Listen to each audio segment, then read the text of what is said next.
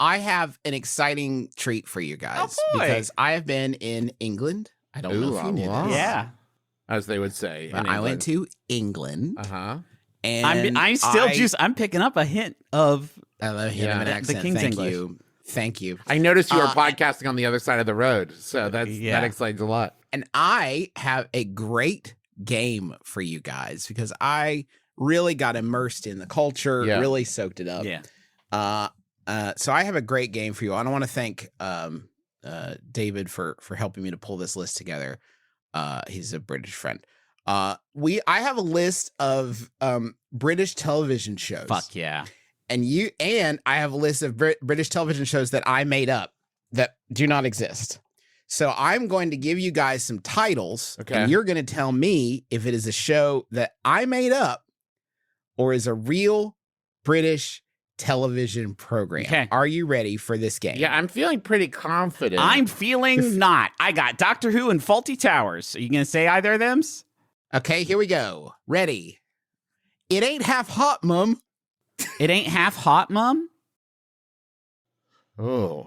It ain't half hot, Mum. That's instantly feel less confident. That's not a show. I'm gonna say that is a real, actual television program. It's Only Marriage, love.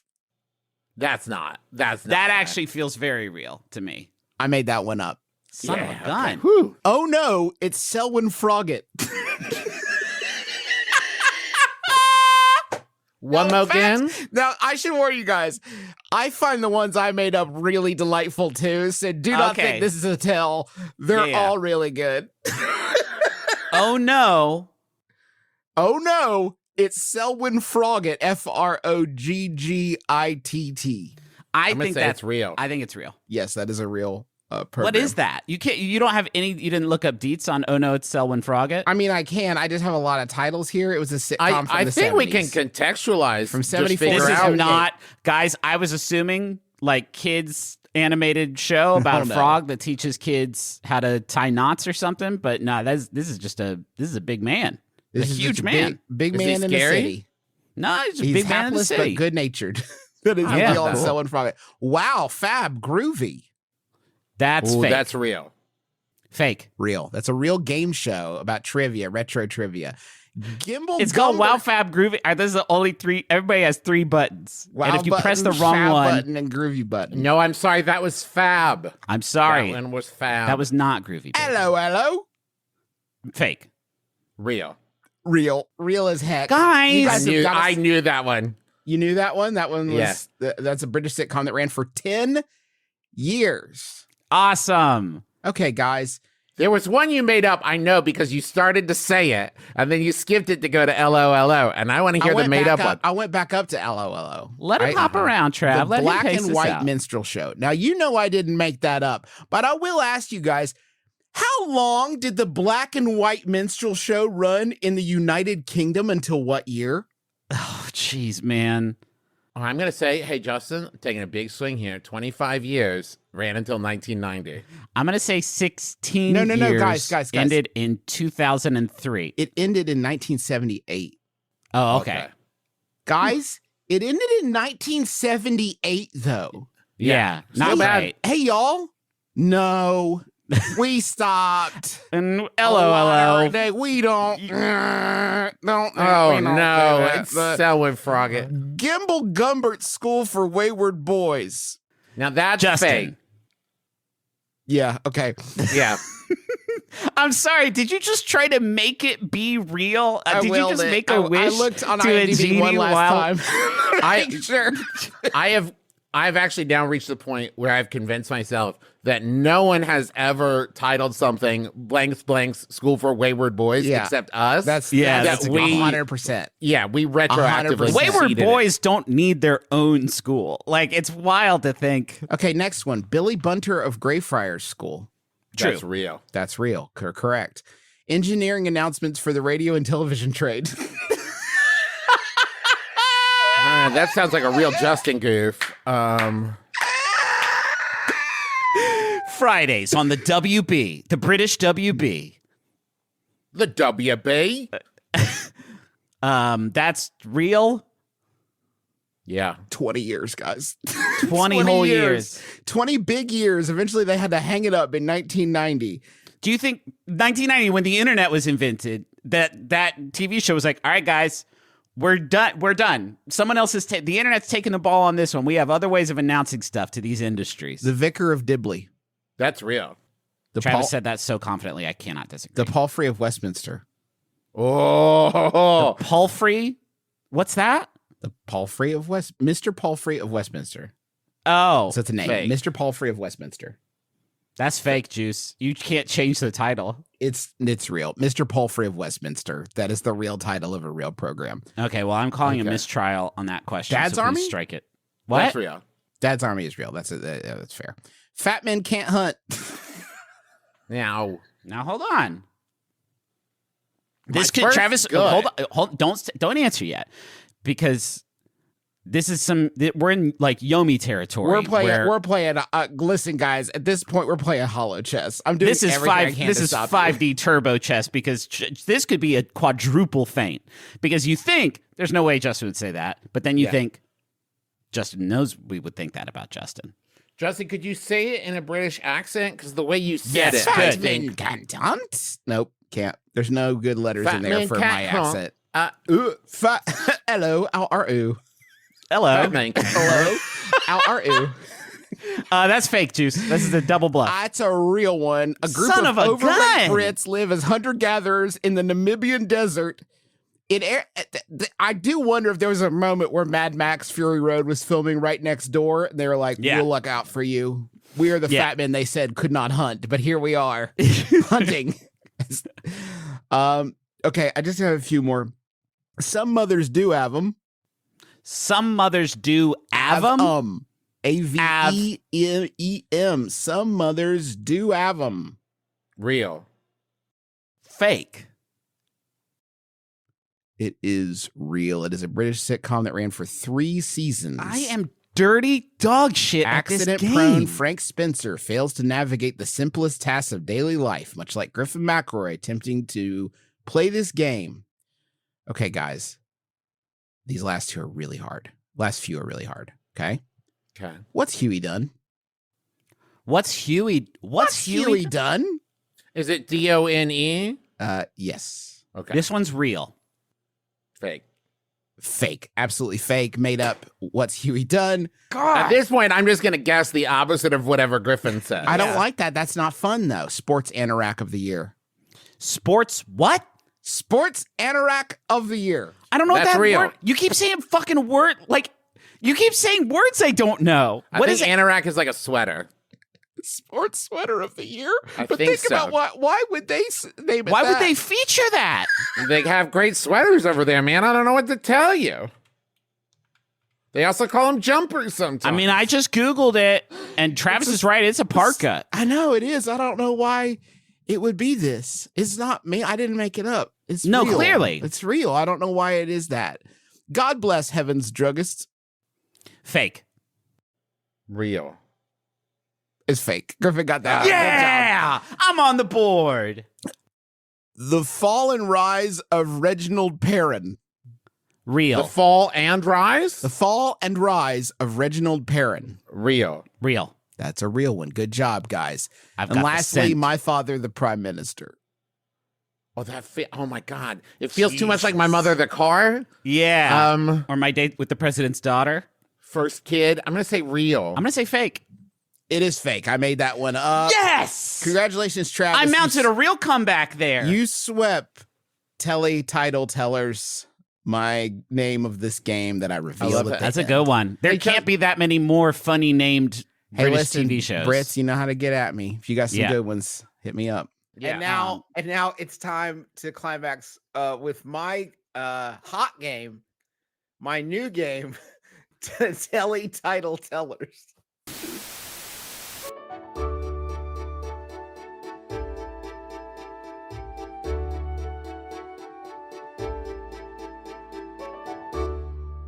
G'day. Welcome to Telly Title Tellers. Well, Wait, sorry, my who brother was the disappeared fuck for a second. was that? It's a good day. Okay. Okay, it's Telly Title Tellers. Now, do you guys remember my hit segment, Telly Title Tellers? You did it once, I believe, on mbmbam. Yes. So this is the new version of that. Now it's a video game. Well, hold on. Not a video game. Oh shit, yeah, man. But rather, you Which guys button is jump? You guys are probably stoked for a second. No. Lily from Australia sent in a bunch of names of Australian TV shows. Now, previously, this was British TV shows because I had been in England and seen some of their shows, but I can't get all over the globe. But luckily, my tendrils reach everywhere. Please send me lists of your country's beloved television shows that have not made a footprint over here in the States. Today we're going to be taking a trip to Australia, courtesy of Lily. I'm going to have 3 titles for you boys. 3 titles of shows. One is a real program from Australia. The other 2 are invented by me. Oh boy. You will both register your guesses, and then we will take in a sampling of the product that will reveal the true answer. Are you ready to play? Yeah, I'm excited. Now, chat. Here's what I'll ask. Feel free to play along, please. Unless you're from Australia. If you're from Australia, ironically, that's not very this bit fun. isn't for you. Weirdly enough, afterwards, we'll talk a little bit about the shows, and then I would love to have your context there. But please restrain yourselves until the round has completed. Are you boys ready for round? So ready, Justin. I'm so ready too. Let's see those choices. We have A, Bobby Dazzler, B, Shrimp on the Barbie, C, G'day, mate. Any one of these is offensive. Like, it feels offensive to me, a non-Australian person. Right. So that's part of why I've so carefully hidden. These are crafted to try to be deceptive. There's no way it's B or C. So that leaves me with A by process of elimination. Well, here's what I'm struggling with, Griffin. I have to ask myself exactly how creative my older brother is. Yeah. Would my older brother pick fake names, Shrimp on the Barbie or G'day, mate? Would he do this? Damn. Shrimp on the Barbie is actually like, I don't know. Enough people have said it that someone's probably made a fucking TV show about it. Or it started there. Maybe it started there. Ooh, that's a good point. And G'day, mate would be an amazing morning show. Yeah, I think if it's not Bobby Dazzler, it's probably G'day, mate. I guess I want it to be Bobby Dazzler. You know what I mean? I'm going to go with G'day, mate, just to have a mix up here. I'm going to go with C. That's good. Hedge our bets. All right, let's see that first clip, Miggy. Thank you so much. It only took 6 years of hard work to make me an overnight success. 6 years of dance halls, discos, singing commercials and getting paid peanuts. Then all of a sudden, one lucky break, one lucky song. Fantastic.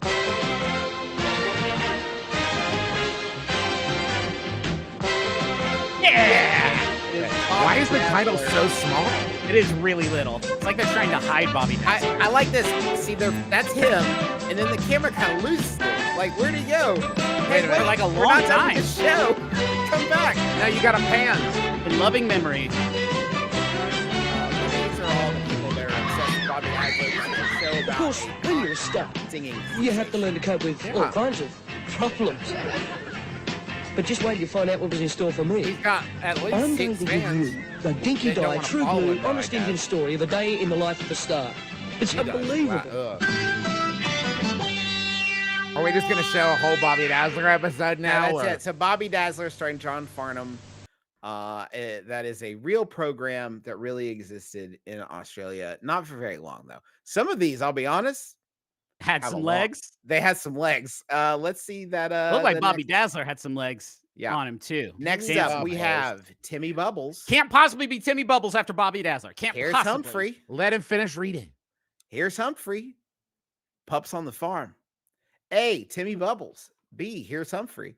C, Pups on the Farm. I'm taking B now before Griffin can swoop it. I'm going with B. Here's Humphrey. Okay, interesting. Here's Humphrey. I think it's right. My heart was leading me to here's Humphrey. You don't have to guess a different thing. You're right. I guess I can take the same. I would have said Bobby Dazzler. What does it matter? What do I care what you guys say? That's the fair. bit continues. No, without I'm you. gonna hedge. I'm gonna hedge because I want to get this. I'm gonna say Timmy Bubbles just to be like the complete spoiler. Okay. All right. Well, let's roll it, Miggy. God damn it. What a funny old fellow is Humphrey. Hold on. Yeah. That's Yogi Bear. No, that's Humphrey. Just to tell you a little bit about Humphrey. This show aired from 1965 until 2008. I feel like I'm hearing the world's most haunted phonograph, sort of just an old, inspirited Nickelodeon turning its cranks and wheels. 43 years of Humphrey. Now, once the show starts, I would please ask for silence and imagine you're an Australian child for 40 years.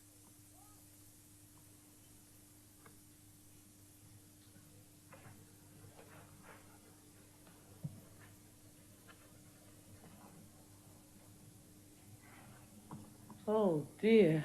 Humphrey seems very tired today. Yep, 40 years. 40 years? There's either 1,776 episodes or 3,000. Wikipedia is not clear about that. Now, Justin, I don't know how much you know from the Wikipedia, but has the narrator of Here's Humphrey been awake for 43 years? Because that is the energy level they were bringing. Oh, they don't want to wake the kids. It's just a different way of doing it. Like, TV today is so in your fucking face all the time, 100% of the time. My boy, Mr. Rogers, like he knew that 5 minutes of show in a half-hour-long show is A-okay. That's a fine amount of show. It seems like Humphrey's keyed into that same idea. Yeah. The series takes place in Humphrey's treehouse, where he partakes in magical adventures. And this should come as comfort to you, Griff. One of the central ideas presented in the show is the importance of taking part and not always being successful at everything. Okay. So I can certainly use some of that. No, that's round 2. Oh my God, I can't believe we have so many of these. Round 3. Here we go. Let's see round 3. Eat. Go ahead. Go ahead. No, you eat go carpet. ahead. A, eat carpet. B, punch kitten. C, jumpstart mop. Oh my God. They are all commands, which I love. I'm gonna take jumpstart mop just because that's so fucking strange. I don't think your mind. I think I know your mind well enough to know that it wouldn't make jumpstart mop. Okay. Yeah, I'm gonna go with punch kitten. Mop. Punch kitten. Punch kitten. Okay. Miggy, let us roll that beautiful footage. Jumpstart mop. Jumpstart mop. Jumpstart mop. Eat carpet. That's 0 points. It aired on the Australian network SBS from 1989 to 2005. What is it about? 16 years. It is each hour-long episode consisted of up to a dozen short films shot by amateur directors. An estimated 3,000 films aired on it over the course of the series. I mean, it seems pretty fucking cool. cool. That's cool, right? They even had, it says on here, mildly pornographic ones. All right. Right? That's wild, man. Yeah. Hey, Justin, where did you get Jumpstart Mop from? Well, I was... You were going with verb, noun, and the second one I made was like too weird, and I don't know, guys. I just open up. Ask Stephen King. You got me. You know, ask no. anybody. Where does it come from, Trev? I don't know. I open up my heart. I open my third eye. I just let the universe give me Jumpstart Mop. I would not ask Stephen King where he gets it from because it happened in real life, and the gunslinger came through and told him about it. Yeah. So he's just telling it's nonfiction at this point. So. Can we get this streaming television show? Basically, is what we're making here on Eat Carpet. Could they bring back Eat Carpet for us? Include us. Australia's own. Yeah, there's never been a better time to adapt Eat Carpet. Round 4. Travis, will you read these? Hey, Trev. A, fling it once more, Daphne. B, Patty, I'll have the usual. C, my name's McGooley. What's yours? I want to be clear here. This one's impossible. This is impossible. There's no way we're going to get this. I'm so proud of this one. There's no way. What we are laughing at here is not some sort of cultural like misunderstanding. I feel like this is bigger than that. This is like what mind generated this and was like, and now it's a television show. Well, here's the wilder thing, Griffin, I would say. One mind generated two of these. That's a good point. Yeah. Our brother Justin, from somewhere deep in his essence, yes, conjured two of these. I picked first last time, Travis. I'm going to go with iPaddy. I'll have the usual. See, I was feeling my name's McGooley. What's yours? Is that okay? That's tell me what I keep thinking children's shows. I don't know why I keep thinking like if it has a wild name, maybe it's a children's show. iPaddy, I'll have another. Seems like kind of a Cheers. The usual. Yeah, I'll have the usual. Seems like a Cheers-esque or like a maybe a restaurant diner kind of show. My name's let's Travis, you're on B. I'm on C. Yeah. Let's go. Okay, let's see it. Now I warn you guys, it's extremely boring. A snuff film you're about to show us, or a television show? This documentary footage of a bay.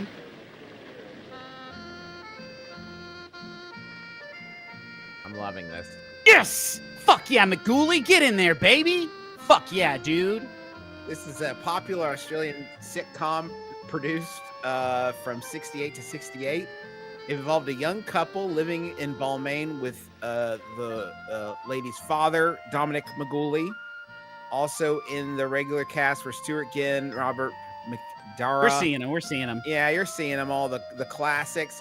Although only in his 40s when cast, Chatter played a curmudgeonly senior citizen who enjoyed irritating his son-in-law and fishing with his mates in prohibited areas of Sydney Harbor. It fucking tells you everything you need to know in the intro sequence of the show. There he is, this old stinker, fishing where he's not supposed to, alone. Like, I know everything about McGooley and his fucking name, and he's polite and wants to know who I am. And he's just crab-assing around all now, of you could also say, if you said it like, my name is McGooley, what's yours? There is definitely a, like, what's yours? There's an aggressive tone I could take with, I could hear it in. All right, we have so much show left to get through. I'm realizing that now.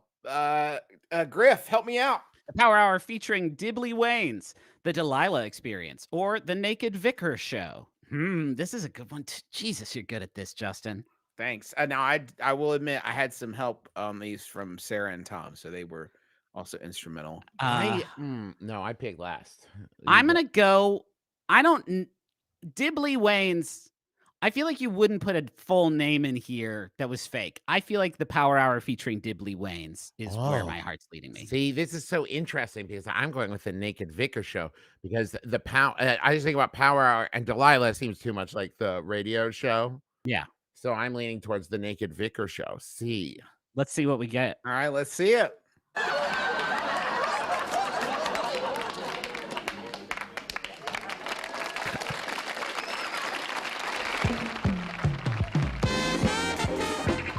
Come on, Power Hour, Power Hour, Power Hour. Show me Dibley. Can't see Dibley. I made him up. Man, I made Dibley up. Justin, how dare you make Dibley up? I gotta give some credit to Sydney on that one because it used to be Krebert Waynes, and she said they'll definitely know you made up Krebert. Not Dibley. Can't be Krebert. Fuck. Tell me about the Naked Vicar Show. Yeah, Justin. It was a satirical Australian radio television series. Now, it didn't run for very long, but there was a sitcom called Kingswood Country that spawned from the Naked Vicar Show that ran for 6 years. So that's Kick-ass.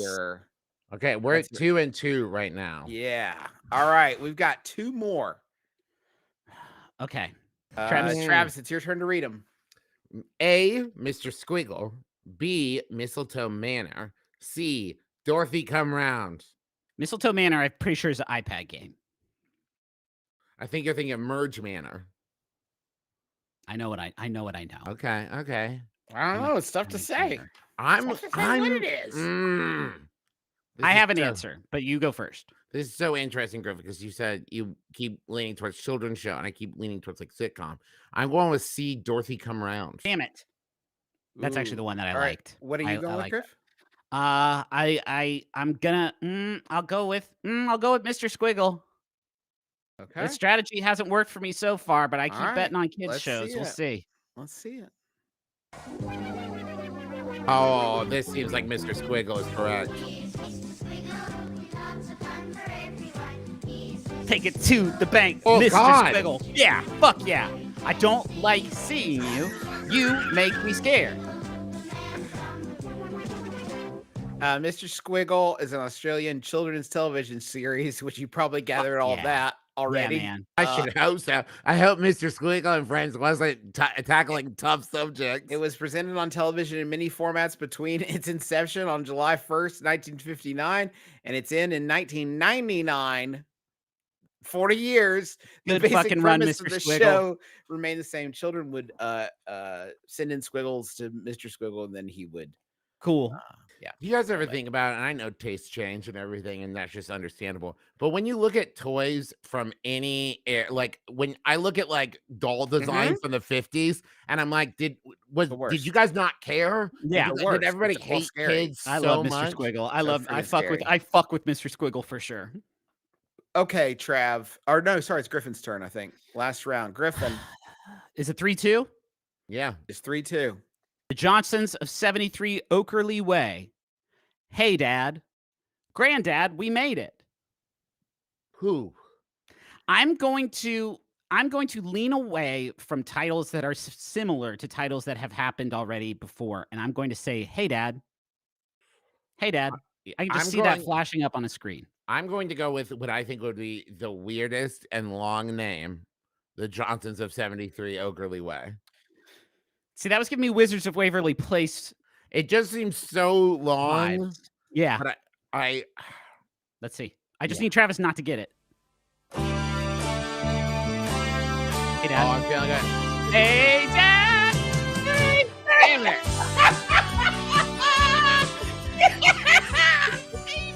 Now, it does look like the title was Hey Dad ... Which seems to me to imply it's more of a Hey Dad serious conversation. There's something about to be discussed here. As this continues, guys, you gotta understand how many friggin' kids.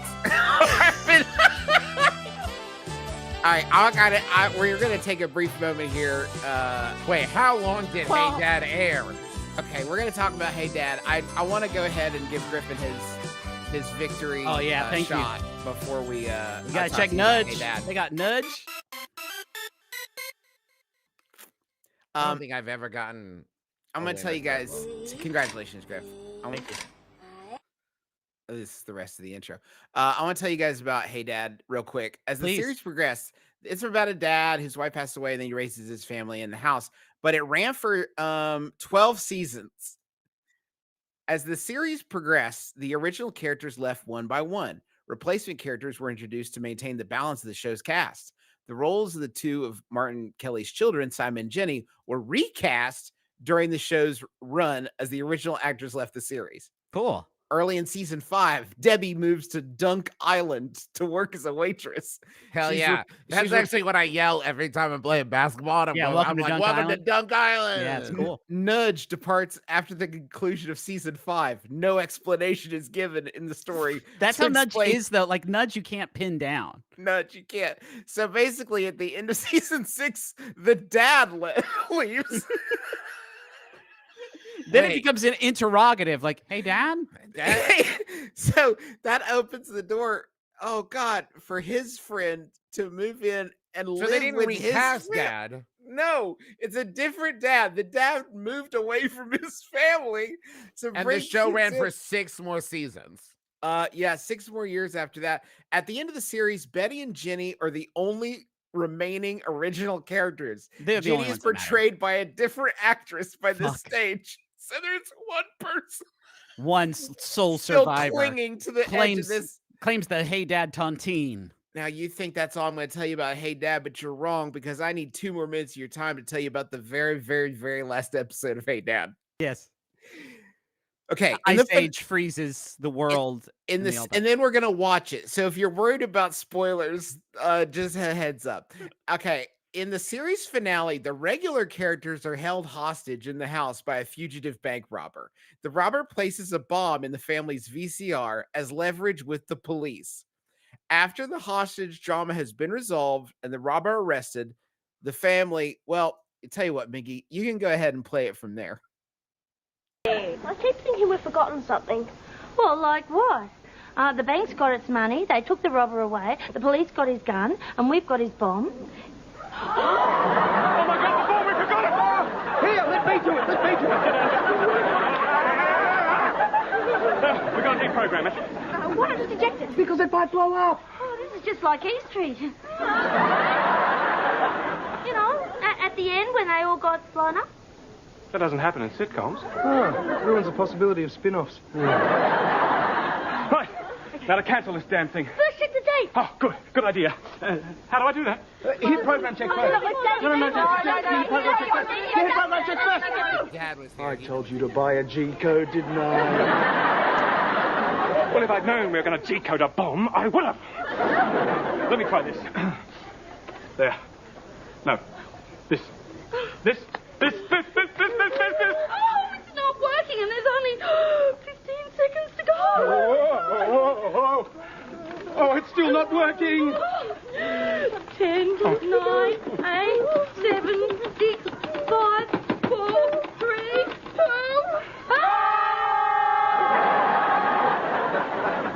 2. What do you guys think? Okay. Heaven, it's a big disappointment.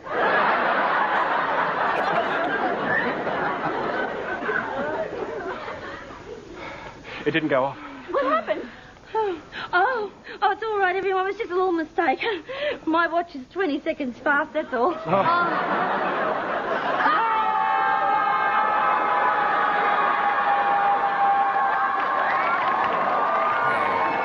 And they got. There's obviously a lot to discuss. This is like the end of Evangelion, the original end of Evangelion. They're all like dead, and everybody's celebrating them. Thanks, Bill. Hey, that's a series wrap-up, Bill. Everybody, Bill's Here's what I want to talk about that clip. The thing that most stands out to me. Hey Dad. Maybe even, and I know there's a big swing, the weirdest part of that clip, that they were directed to start like counting down and futzing with that thing aimlessly so long. Yeah, they gave them a lot of skit time. Instead of starting at like 3 seconds. Yeah, Travis, but if you had written a first draft of the very last episode, Hey Dad, and you just finished it, I would probably be like, okay, it's done. It couldn't matter less. Yeah. Let's just get this thing over with. It's just so wild that they were like, oh, there's still 30 seconds to kill. Yeah. I know. Have them tap on the VCR and yell for 20 solid Should they just seconds. run away? Or is the bomb going to blow up the whole world? So yeah, that is Hey Dad. What a show. And that is my game, Telly Title Tellers. Thank you to Lily again. And thank you, Lily. Congratulations to Griffin. Thanks. That's huge, man. Thanks. Proud of you. I feel huge. In fact, I'd like to be huge. Not yet. Not yet. Not yet. Got to win 2 games to get big. I want to do my thing now. Your way. I want to do my skit. You want to do it your way. Let me do my skit. Your way? Miggy, start my skit.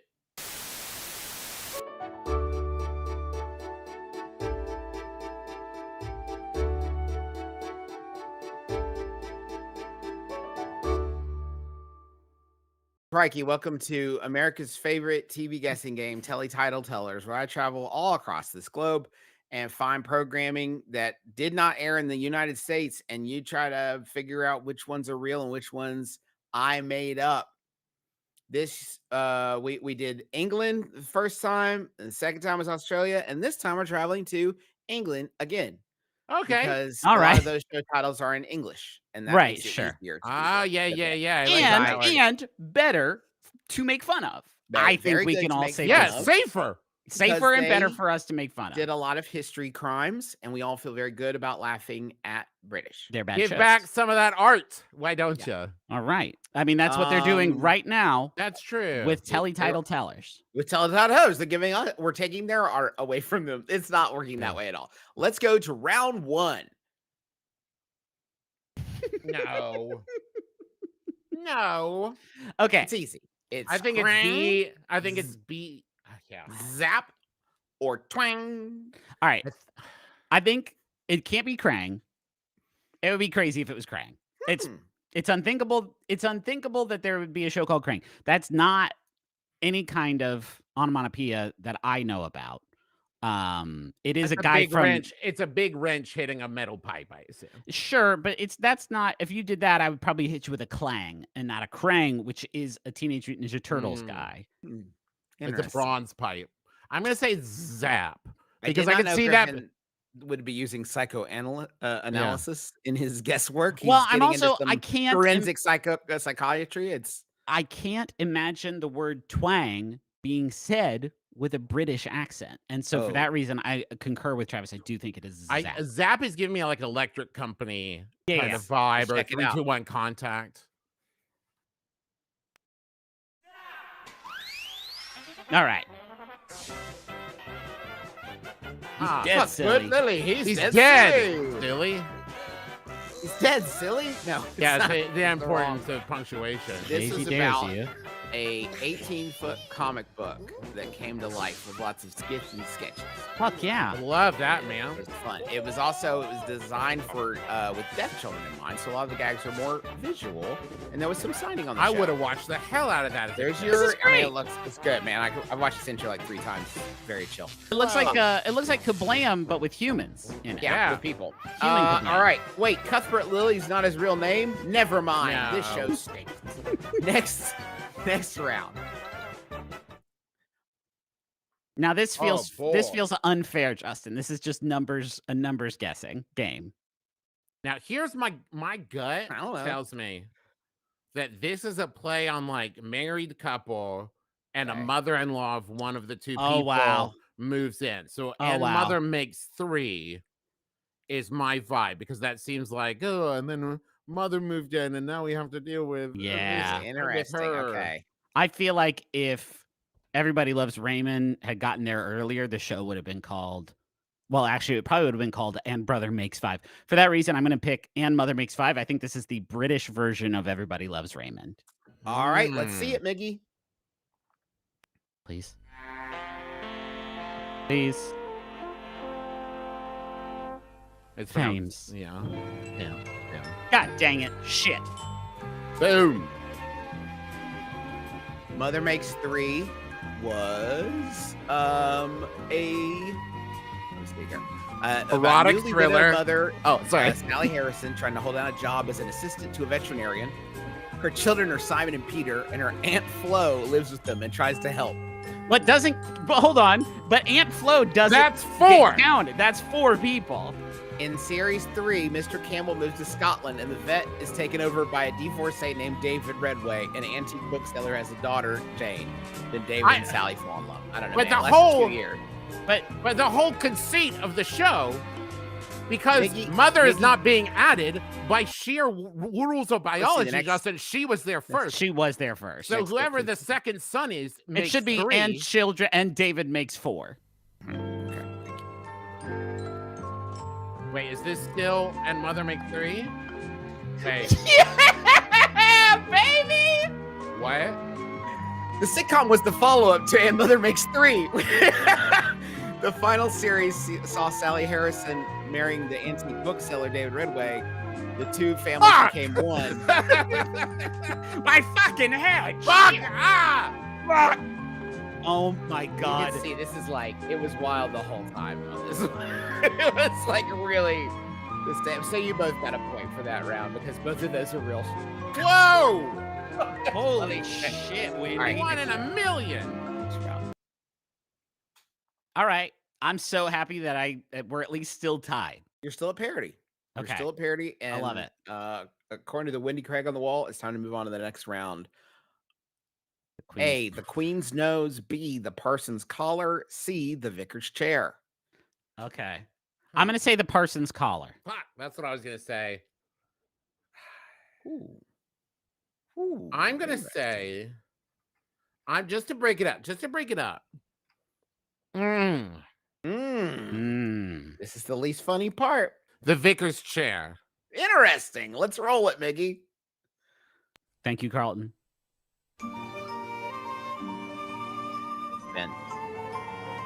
I'm tripping. Okay, what's it? All right, Victoria, what's the show called? Wow. The Queen's Nose, as you probably guessed, is about Harmony Parker, a 12-year-old girl who loves animals, who receives a magical 50-pence coin from her Uncle Ginger that can grant wishes when Queen Elizabeth's nose is rubbed. Okay. Chat is coming for us. Lasted for 8 years. Chat is coming for us in a big way. Apparently, this show is a thing, and people are nuts about Queen's Nose. Yes, this is the point. Yes, I know. That's the whole point. But why that? Why that? Why not the Queen's coin? Yeah. Sorry, man. I would swear on a stack of Bibles I've heard of a show called The Cardinals. It's looking like maybe it made its way stateside a little bit, maybe. For the reaction. Maybe this was a thing over here. I had no idea. 8 years. All right. I mean, it sounds like a great idea for a show. It sounds fun. I would it lasted for 8 years. It's up there with Secret World of Alex Mack as far as like concepts go. Yeah, it's a good concept. I can't believe we took different answers there to try to get untied, and we chose the one path that would keep us tied. The Wikipedia page says that she was granted 10 wishes, which to me, 10 wishes over 8 seasons is not a lot of wishes. Well, my kids watch Shimmer and Shine, and she's asking for wishes with no thought whatsoever. Exactly. Yeah. I like this. I think 10 wishes over 8 years is a tremendous number of wishes. That seems good. Yeah, narratively, I guess it. Next round, please, Miggy. Let's see what we got.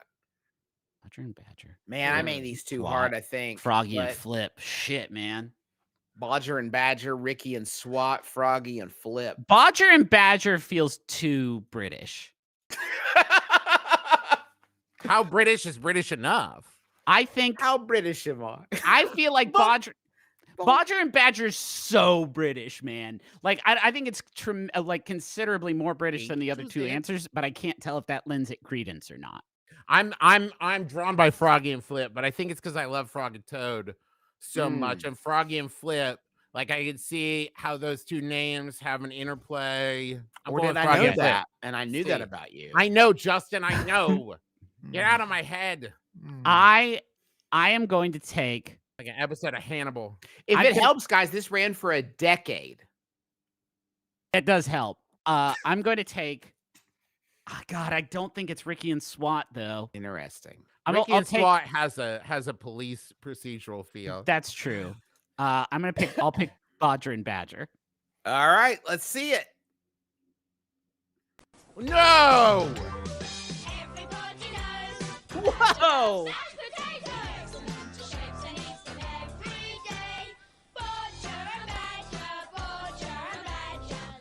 10 years. The program follows us with Simon Bodger and his puppet Badger, a 4-year-old badly behaved but friendly and cheerful Badger with proclivity for mashed potatoes. Okay, he loves mashed potatoes, though. Okay, I did get that from the song. Yeah. Damn it. Now, if I could just go through this, I'll go through this fast. Series 1 was set at Troff's Noshirama, a cafe where Bodger worked as a cook, and he attempts to hide Badger from his superiors. Oh, it's Ratatouille. Series 2 and 3 were set at Let's Be Avenue Junior School. Series 4 was set at Chessington World of Adventures, a real theme park. And then by series 6, the show was set at Bodger's rented home and later his B&B hotel. Series 5 through 7 rarely mentioned Bodger's employment, suggesting he was now unemployed. But it's still the show is still about his attempts to hide Badger from figures of authority, the landladies in 6 and 7, and the tourist information officer in series 9. So this show is just about a man whose Badger cost him everything. Just so his family, his job. They had a season set in an amusement park. Yeah. And then the next season they said, what can we do bigger and better? I know, he's renting a home. Well, yeah. In fairness, in series 5, they introduced the character Mousy, a 6-year-old puppet mouse with a fondness for cheese? Mashed potatoes? Cheese. Oh. Travis got it as cheese. Damn. Okay. Next up is another round. Okay. Oh man, I don't know what House to believe of the month, tree of the year, end of the day. Man, this is hard. I wrote this, and I still don't so hard 100% sure. End of the Day is an incredibly rigorous production schedule. I'm going to say Tree of the Year just because I want to know what that is. That's what I was going to say too, but now I'm thinking House of the Month. Because I was going to say Tree of the Year because it has a feeling of like animals living in the tree as we see the seasons change or whatever. But if Griffin's going Tree of the Year, I'm going House of the Month. Hey. All right. Miggy, let's see it. Every tree has a story. A tree that hugs you back. And a history that can span centuries. Bramley apple from the original Bramley apple tree. Ardler Hanlon goes on a quest to find the winner of the Tree of the Year competition. Oh no, you could live in there. You could. Tree of the Year with Ardler Hanlon. Saturday. First of all, let me just say, obviously, I would watch. I would watch the fuck out of that. 100%. And I think that one of the trees, I think it was featured in that clip, was the one that somebody like cut down as like a prank or something. It was like a 14-year-old kid who cut down a Tree of the Year and like got a lot of shit for it. Is that the one I'm thinking of? Chad? I don't have the entire history of the competition in front of me. Just the fact that it was Ardle O'Hanlon and he was picked the Tree of the Year. One of the more unhinged Taskmaster contestants. He's so good. He's great. Also, just so you all know, 2024 Tree of the Year went to a monumental common beech tree that grows in a botanical garden in Poland. It's the third Polish tree in a year to win. Damn. Well, wait, hold on. Third Polish year, 3 consecutive years to win. Okay, I was gonna say if they're handing out more than one of these. They're handing out Tree of the Year multiple times a year. Yeah, that was. Okay, I got 2 more for you. Yes, 2 more. I was correct. It was a Tree of the Year and a historical tree that was cut down. Sorry. Oh, right on. Okay. Who took the kettle? Who's doing the dishes? Who's minding the shop? I'm calling who's minding the shop. Okay, Travis, you're going hard for who's minding the British 70s sitcom love shopping. Are you being served? That kind of deal. Here's the thing. If I just continue to pick Travis's answers too, I'll win the game. That's so... It's diabolical, but it's the spirit of the whole thing, Griffin, and you know that. Okay. I mean, you know. Oh, man. Who's minding the shop is definitely it, though. So, but I'll take who took the kettle, just because I don't think it's who's doing the dishes. Secret answer D, who's eating the soup? Who took the kettle? Who took the kettle? Miggy, hit it. Hello! Who's Doing the Dishes? A brand new show for the lovers of food, celebrities, and a chance to just snoop around the homes of the rich and famous. Like a drag queen's wardrobe. Are you joking? I'm not a drag queen. 4 very lucky people will be wined and dined trying to sniff out who's cooking their supper. Mick Hucknall. If the diners guess correctly, they stand to make $2.5 grand. Ka-ching! Most importantly, are celebrities doing the dishes? Oh, I love it. Who's Doing the Dishes? Starts Monday. That's what the show's about. A celebrity ITV. invites you over to their house and makes you dinner, and you poke around their house and you try to guess who's making dinner. And if you guess it, they have to wash the dishes, and you get 2,500 pounds. You're supposed to guess if you don't better TV shows. If you don't get it though, do you know what happens? You have to stand in this celebrity's home and do their fucking dishes. Yeah. Okay. Can you imagine? I was thinking you were supposed to guess who was cooking for you based entirely on the cuisine that was served to you, which is preposterous. The idea I'd be sitting at the dinner table and be like, are these Tom Hanks's meatballs? Naru 22 said the answer is interns. The interns do the dishes. Every time, 100%. They certainly have a production assistant washing all the dishes, actually. I'm saying, here's what I love about Britain. Competition shows where the stakes are nothing. Right. Nothing. Like, this isn't like, oh, we've built it up and if we don't win this $1 million, we're out the door. I like the ones where it's like, I don't know, man, we'll give you like $1,000 or whatever, but you have to try to figure out where this ice came from. I'm so excited about our last clip. I have not been keeping score, so I hope someone has. I think I've won by 2. Right now, Griffin. All right, let's see the last round, and this one is worth 3. All right. That sucks. Yeah, I just decided that this one's worth 3 just to make it interesting. Okay, I'll let Griffin pick first. I need to know if it's drugs live or drugs live. I think if it's drugs on stage and drugs tonight through context clues, it's drugs live. Okay, like a Saturday night. I'll tell you one of I'm just gonna go from the gut and shoot from the hip based on which of these I think is the most powerful title for a thing, and I think that is drugs tonight. Interesting. I think for me, it's Drugs Tonight. And it could be about in Great Britain, a janitor named Drugs Tonight. And it's like all about his hijinks as he finds love in all the wrong places. I'm gonna go with see, now I'm torn because before I would have said it's like an 80s comedy show called Drugs on Stage. But now Justin's introduced these like modern competition reality things. Yes. That it could be Drugs Live, like an expose. Drugs on Stage is too obvious for how Telly Title Tellers has evolved thus far. Like, it's episode 1. You guys are giving me credit for playing hollow chess while I'm just trying to make checkers out of What is it? Justin, don't undersell the genius of this game. This is a perfect game. I would just change pick the nothing. one that's real, guys. Drugs Tonight. Travis, Drugs on Stage. Drugs on Stage. Who's doing the drugs?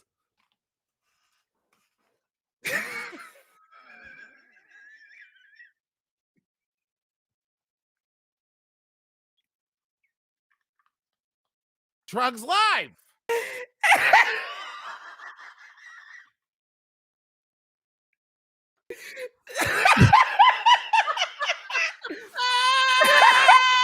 at him go! Fucking crank it, dude! Fucking party.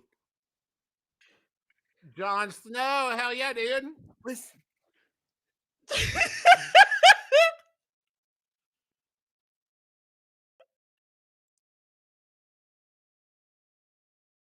So Drugs Live was about journalist Jon Snow, Matthew Paris, and Jenny Bond taking part in what Channel 4 dubbed a groundbreaking scientific trial where participants tried 2 different forms of cannabis, skunk and hash.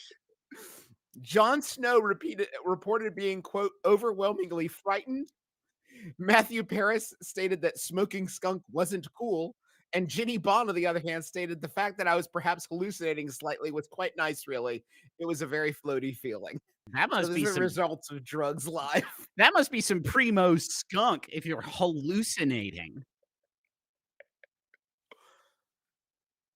I will also say that I have done drugs and I have been in an MRI machine, and those are not 2 tastes that I would want to taste together. No thanks. Most certainly not. No, absolutely not. Can we stop the clip for a second? Can we pause, Miggy? I'm worried it's too loud. Yeah. Here's the thing. I don't know. Yeah, I want to see the effects of Jon Snow eating a pizza while he's high on skunk and hash. Yeah. I don't need an MRI to tell me he's fucked up. I get that. I saw him took a huge rip out of a grocery bag. I know what he's doing, man. That is our huffing hard hash over there. A scientific skunk dispersal bag. I've done drugs. I've been around lots of people doing drugs lots of times. Never once have I seen people like smoke hash out of one of those inflatable punching balloons. You know, like I've never seen somebody whoopee cushion to get high. I like when Jon Snow's like, I got so zooted on that skunk hash that I done fantasized the Windows logo. Okay, we're hearing the TARDIS appeared behind me. The Windows logo's coming to get me. We're hearing the audience didn't hear the audio, so if we may want to see a little bit of that with the audio there. Yes.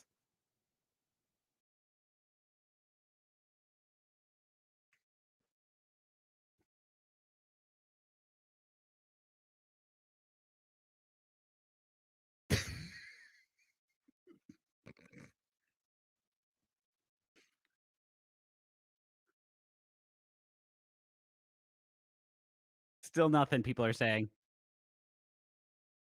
Still no audio. Well, either way, it's he says it's 20 minutes since he ingested it. It's a video in which Jon Snow tries the 2 kinds of drugs, Bodger and Badger. Yeah, absolutely. He's getting all bodgered up tonight.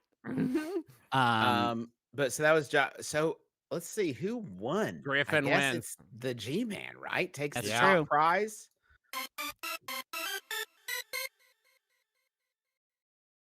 Congratulations, Griff. You've won Telly Title Tellers again.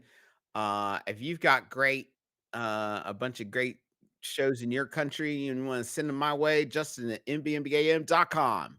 I would like to put your skills to the test, guys, if I could borrow your brains and your ears and your eyes for a moment. Yeah. As we play another round of, I think, Clubhouse's most popular game, as judged by frequency, Telly Title Tellers.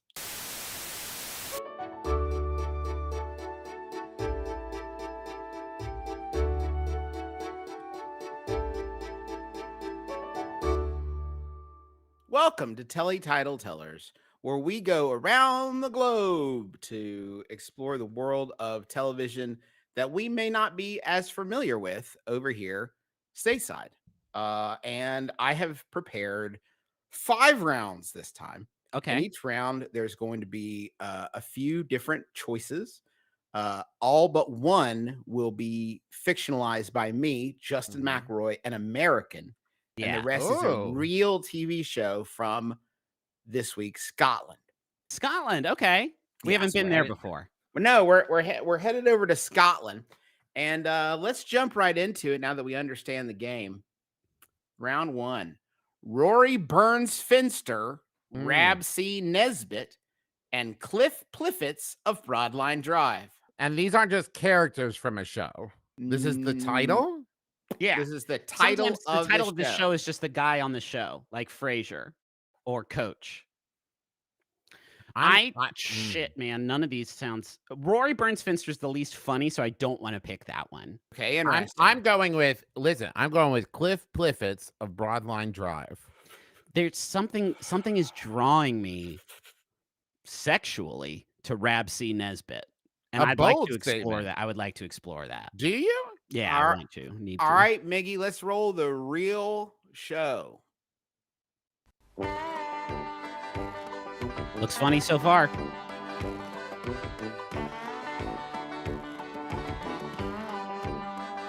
All right.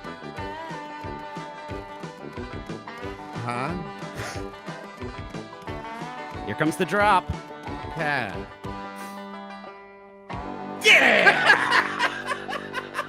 Thanks, climactic win, but yes, that is the worst television intro sequence I have ever seen in my entire. It was like showing 2 TVs, showing what good intros of Rab C. Nesbitt would look like. Not only does it tell me nothing, I'm also not certain both of those are the same TV show. It looks like they made 2 different TV shows and then said, which one of these do you want to watch more? And they said, well, we'll use them both in the intro. Yeah. Now, Rab C. Nesbitt is a Scottish comedy series which began in '88, produced by BBC Scotland. It stars Gregor Fisher as an alcoholic Glaswegian who seeks unemployment as a lifestyle choice. It's about what Rab C. Nesbitt is about.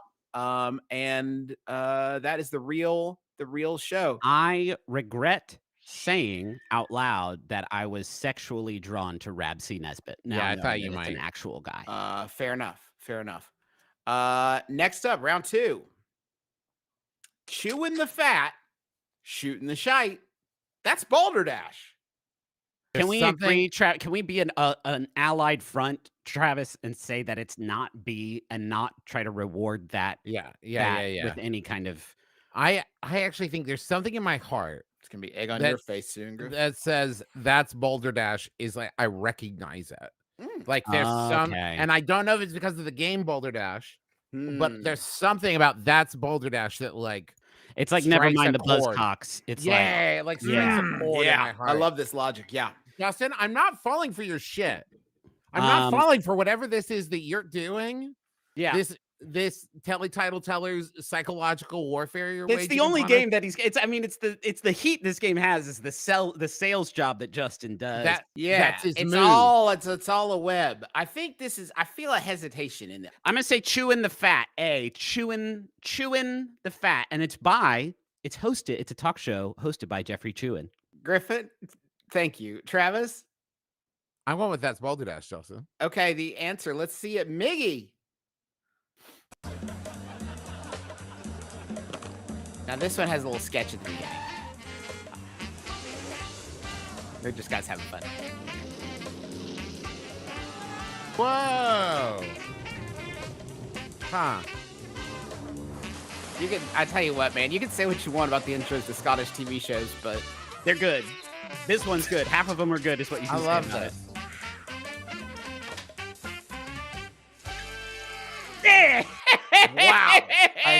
Another. It's a Scottish sketch show. Which I'm running the fucking tables today. I'm getting every one of these right. Now, try not to laugh, but it featured such characters as Dodgy Decorators Bish and Bosh, Ballistic Bob, the Lonely Shopkeeper, the Foul-Mouthed Fisherman, and the Man from Kilmacolm. Mostly filmed in Glasgow. All right. Chewing the fat. Foul-Mouthed Fisherman sounds funny. What do you think that bit's like? Yeah, man. Oh, fucking fish. Got them by their dicks again. Oh, yeah. I got a white bastard dick on my line. Yeah. I like a sketch show that isn't going to commit to busting you up too much. Like, we're just chewing the fat, just having some fun, just nibbling on gristle over here. Now, Juice, I do want to say, for future rounds of this game, you left the apostrophe off of Chewin in the title, which made me think that it was a show hosted by a man named Jeffrey Chewin. If the apostrophe had been there, I would have known not to think that. Okay. So for next time, a little bit. I would have gotten it. I think if the apostrophe had been there, I would have gotten it. So I think I should get that point. I don't. Well, let's not go crazy. Yeah, it's a little much. Yeah, that's a little. I think you're right. Half a point. Half a point. Half a point is interesting. Let's think on that as we go to the next one. A, Bonnie Rig Rose Athletic. B, Simon's Club. C, Athletico Patrick. Oh. This is one of my most devious confections yet. It really is. That's the move. That's Justin's like the first Sherlock, where he just moves the little bottle with the pill in it forward. Let's put the tiger on the table. I don't think Justin would put Atletico unless it was the real. I don't think Justin would do that. But is that a fucking double feint? That's the I would write Griffin. You think I would write Bonnie Rig Rose Athletic? Seems a little far-fetched to me. I think but I also know that he sometimes taps, like he goes to Sydney and he's like, hey, come up with one. So these might be born out of Sydney's devious. Damn it, you're right. You can't base this entirely off Justin's mind. You cannot. You clearly cannot choose the wine in front of you. They're all poisons. I'm saying C. I'm going to say C, Atletico Patrick. I'm saying B, Simon's Club. Let's see it, Miggy. Please show me Patrick. I want to go wilder. Haunted. This looks like Simon's Club for sure.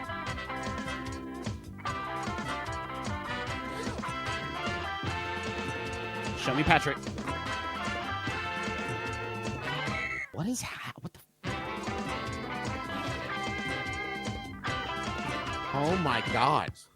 Guys, stay out of the way. Griffin, don't let him get into his zone. I'm in my zone. I'm in there. I've already won the game. I've already won the game. Travis can't possibly hope to catch up. Yeah. So now unless you have 4 more. Yeah. And I sweep it. And can I also just say, Justin, in chat, 400 votes in the poll, 33%, 33%, 33%. No one knew except me and 1/3 of the crowd. If I could read the description of this sitcom that aired for a whopping 7 episodes. That's all you need. The main character was Jack Rowan, who is more passionate about football than he is about his wife, Karen. She finds some solace with Allie, who is more interested in having sex than playing football. Jack's best friend is Pettigrew, whose wife is into witchcraft. The football team they play for, Athletico Patrick, are in a Sunday amateur league. Only 7? You only 7 episodes of that? Only 7 episodes of that? Oh, cruel fate. All right. So the team's name is... Oh, wait. I think it might be Atletico Partick. Yeah. Win some, lose some. See, I would have gotten it. I think we're all... Oh, is the shuffle? Oh, the letters were dancing around, shuffling around. Yes. Oh, okay, yeah. That's thank better. you. That's on them. That rules. Okay. All right, next one. Give me time. Round. Okay.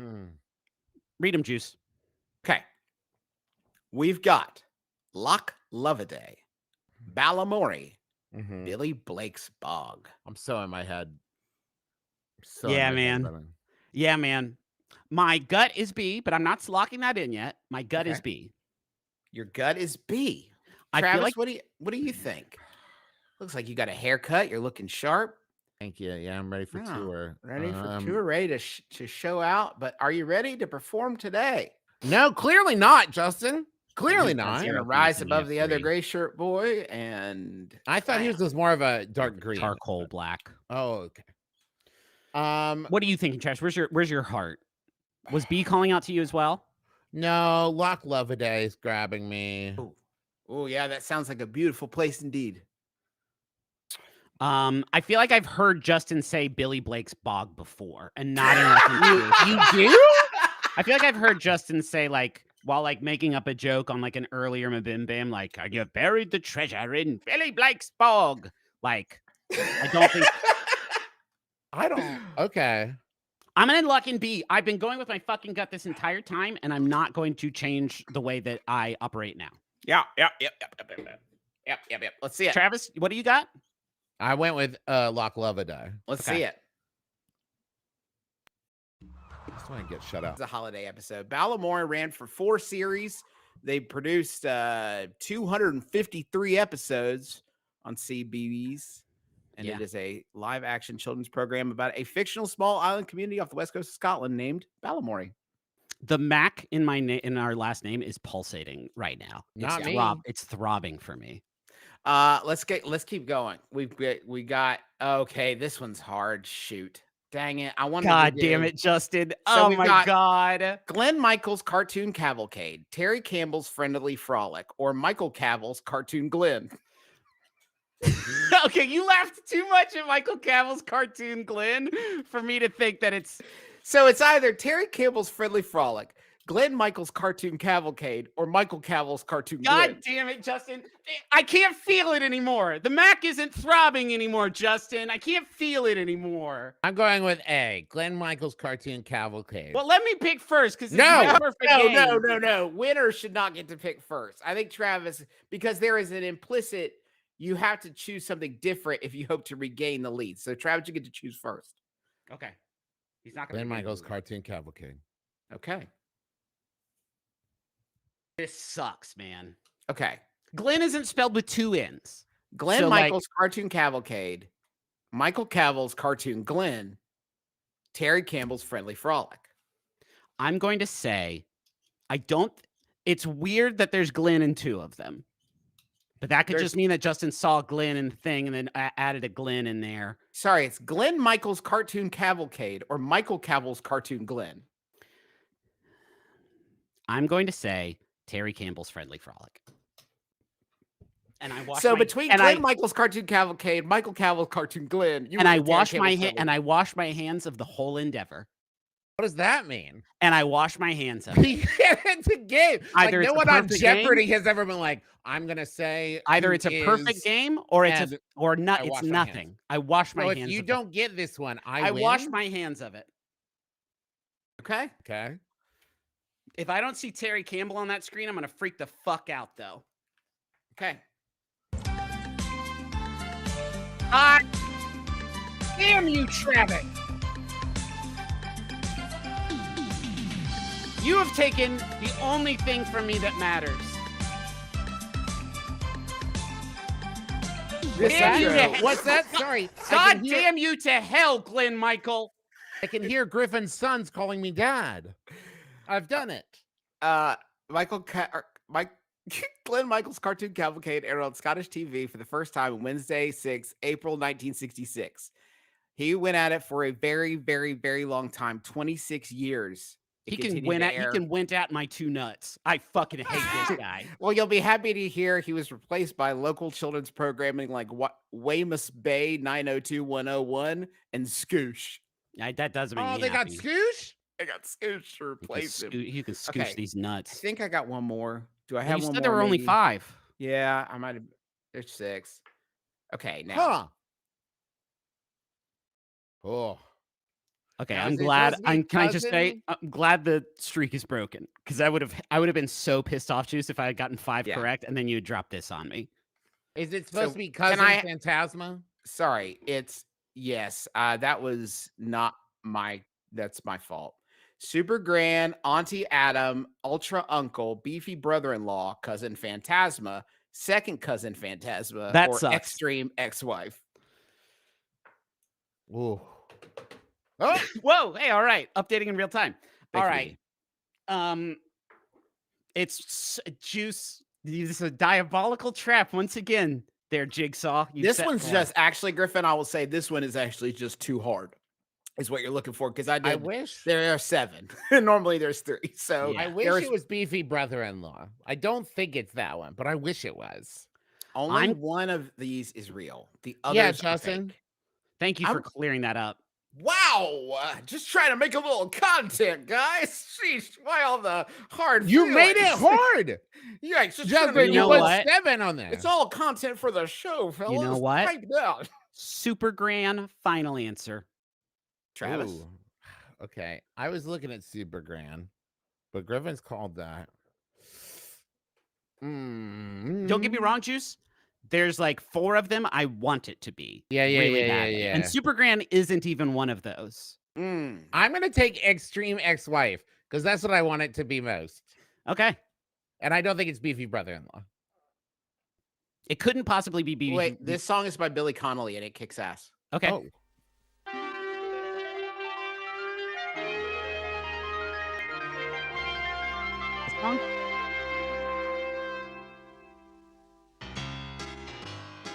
This was actually a pop hit in Scotland.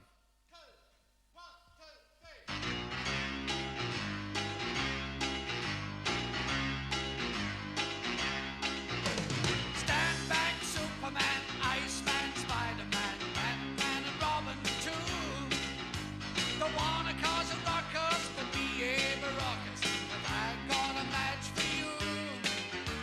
She makes them look like a bunch of fairies. She's got more bottle than United Dairies. Hang about, look out for Superman. Let's take a point there. Yeah. Some questionable lyrics, I would say. Super Gran making all of those superheroes look like, I believe, and I quote, a bunch of fairies. Yikes. Baby. Yikes. Did say. I thought he said babies. Babies. I thought he said babies too. Did he say it sounded a lot. It was for sure fairies. For sure fairies. Oh, okay. Billy. Billy. No good, Billy. I'll take the point, but I don't feel great about it. Acquires superpowers when she is accidentally hit by a magic ray created by inventor Black. In the guise of Super Gran, she protects the residents of the fictional town of Chiselton from villains such as James Jennings Easty and Roderick Lithgow Scunner Campbell and his gang, the Muscles and Tub. It sounds like a really kick-ass show with nothing wrong with nothing the wrong song with that it introduces it or the way it looks in the slightest at all. So I wish I hadn't gotten Super Gran. Because I think Super Gran needs to grow. I think can Super Gran needs to return, grow. Griffin, if you would like to return the point. I return the point. Wow. Travis doesn't get it, but I return it to the pool. I do not want it. Okay, we will donate that point. I don't even, you know what? I didn't get the perfect game. Take that off the screen, please, Miggy. I don't deserve it. Thank you. Yes. I didn't do it. I said what I was going to. I set out a goal for myself. I set out a task, and it seemed really achievable. Out of 6, I got 5, which is pretty good. But the last one I got did sully it a little bit because of the homophobic slur that Super Gran did decide to drop. Yeah. And so if I had gotten all 6 and the homophobic slur had happened, I probably would still take the win because it's still like a big moment for me. Right. But between the missing the perfect game and the homophobic slur, I'm going to say, can it? I don't want it. I'm really excited about it because it's one of my favorite segments. And this time it didn't require any work from me to get it done. That's right. It's Telly Title Tellers.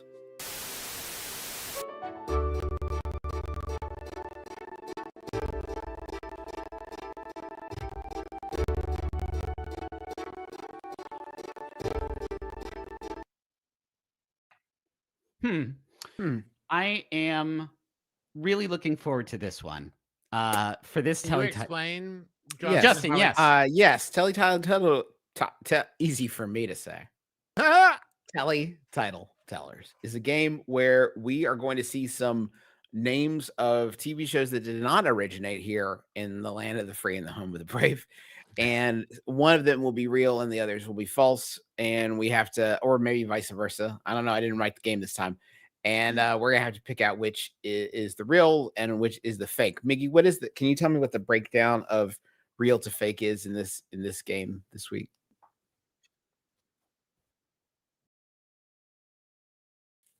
The traditional format. It's not, if it ain't broke, don't fix it. Classic. What is the nation of origin for these titles? Incredible. Okay. Incredible. We can connect with some of our roots here a little bit, and I think we're going to do really strong this time. Yeah, I think we have a genetic predisposition to be great at this. Let's see the first one of these, of the questions. Amy Allman's Sweet Jams and Gravy, Brendan O'Carroll's Hot Milk and Pepper, Father Tim's Fresh Bacon and Soda. I don't like this being weaponized against me. I don't like the feeling. Oh, it's so cool, Juice. Now you get to see how the other half lives, or the other 2/3. I mean, like, the point is that I don't know. So how would I know? You know, like, it's not. Can I tell you something? I feel like Father Tim has snuck in there before. I feel like I've heard Father Tim's name before, but I don't remember if it was a correct answer or not when he did show up. I'm drawn towards. Let me tell you. I don't want to give away what I'm thinking. No, I mean that's what we do here. But this is sort of the opposite of the mushroom. I'm going to take answer A. Okay.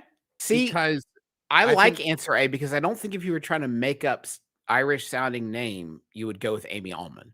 But here's my other thing: is hot milk and pepper, bacon and soda, but jams and gravy both go on like biscuits and scones. Unless bacon and soda is some sort of Irish idiom. Oh, it might be soda bread. I'm saying Father Tim. I think I recognize the name, and I think it was right last time. I'm saying C. Okay, I'll say A. Travis? I said A. Okay, let's see the correct answer, please. Love it. Comes Father. Holy shit, man. I mean, this is probably from a VHS tape from 100 years ago. Holy fucking shit, man. Oh, God. Oh, my God. This is lost media. We're being punished. The Dire Straits just let them use their house afterwards. Hot milk and pepper. Hot milk and pepper. Shame on us. Shame on us. Impossible. Shame on us for boning that. Father Tim done got me again. God, it's a good one though. Damn, bacon and soda?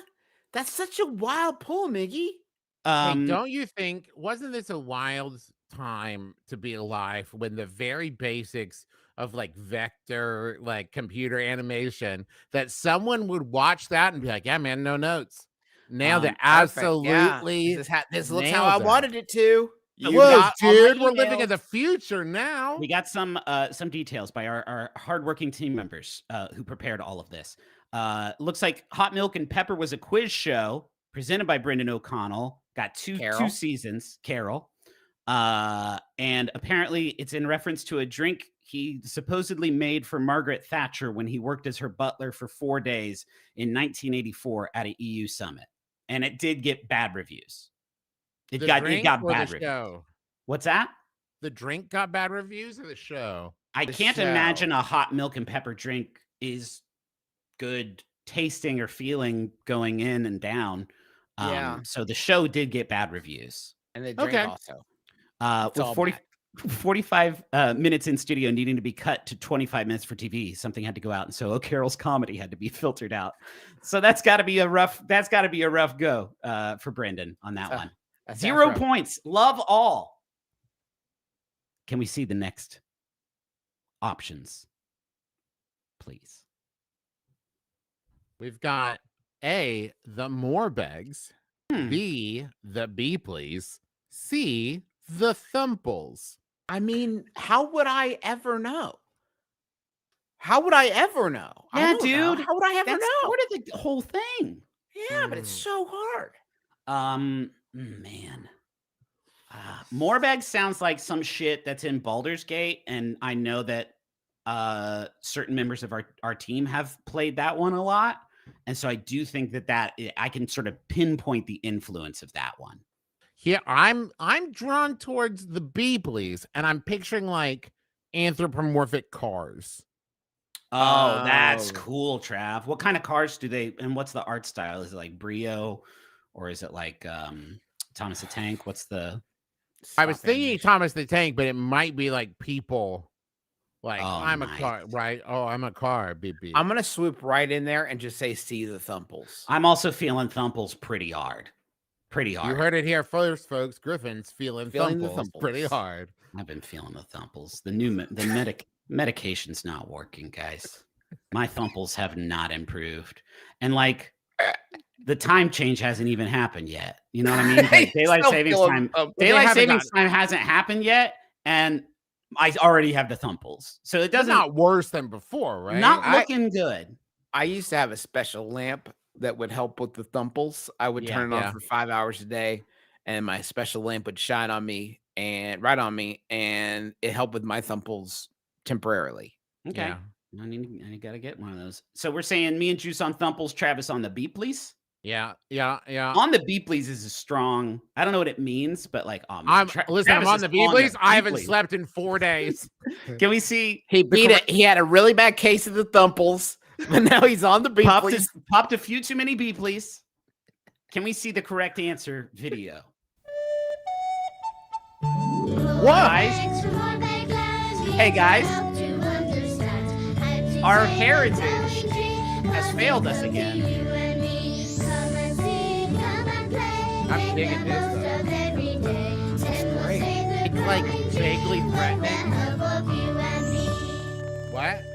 Boys, the aunt. The Cool, man. Yeah, cool. I'm glad to be wrong about that one. I'm glad that there's a show out there. I would keep watching that, man. Yeah, man. Yeah, that's good. It's given like Eureka's Castle, where it's kind of like 5% scary when you're watching the beginning of it. Like, what kind of weird shit's going on in this place?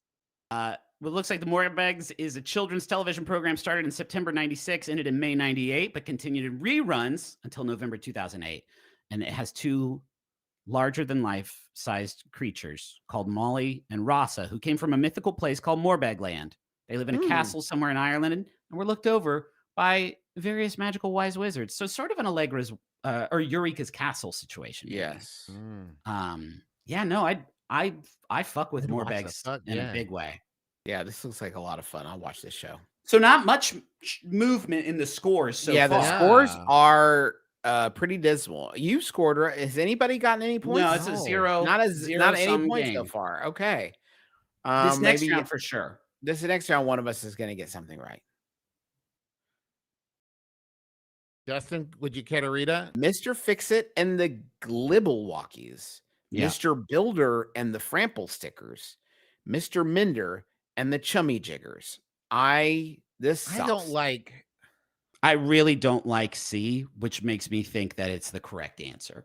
Because all of these do seem like outdated terms that one's like great grandparents might say. It feels bad to say them. And you're like, I don't know what that means, but there's no way that that's okay to say. Gun to my head, if you asked me to come up with fictional pejorative terms, I wouldn't want to do it. But if I did have to, for my family or whatever, these are the words that I would come up with. It feels weird to me that there would be a Bob the Builder and also a Mr. Builder. Like that's his dad.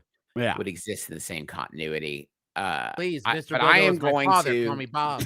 Just at the hope of creating some difference in the scores. I'm going to go with A, Mr. Fix-It and the Glibblewalkies. Where are you landing, Trav?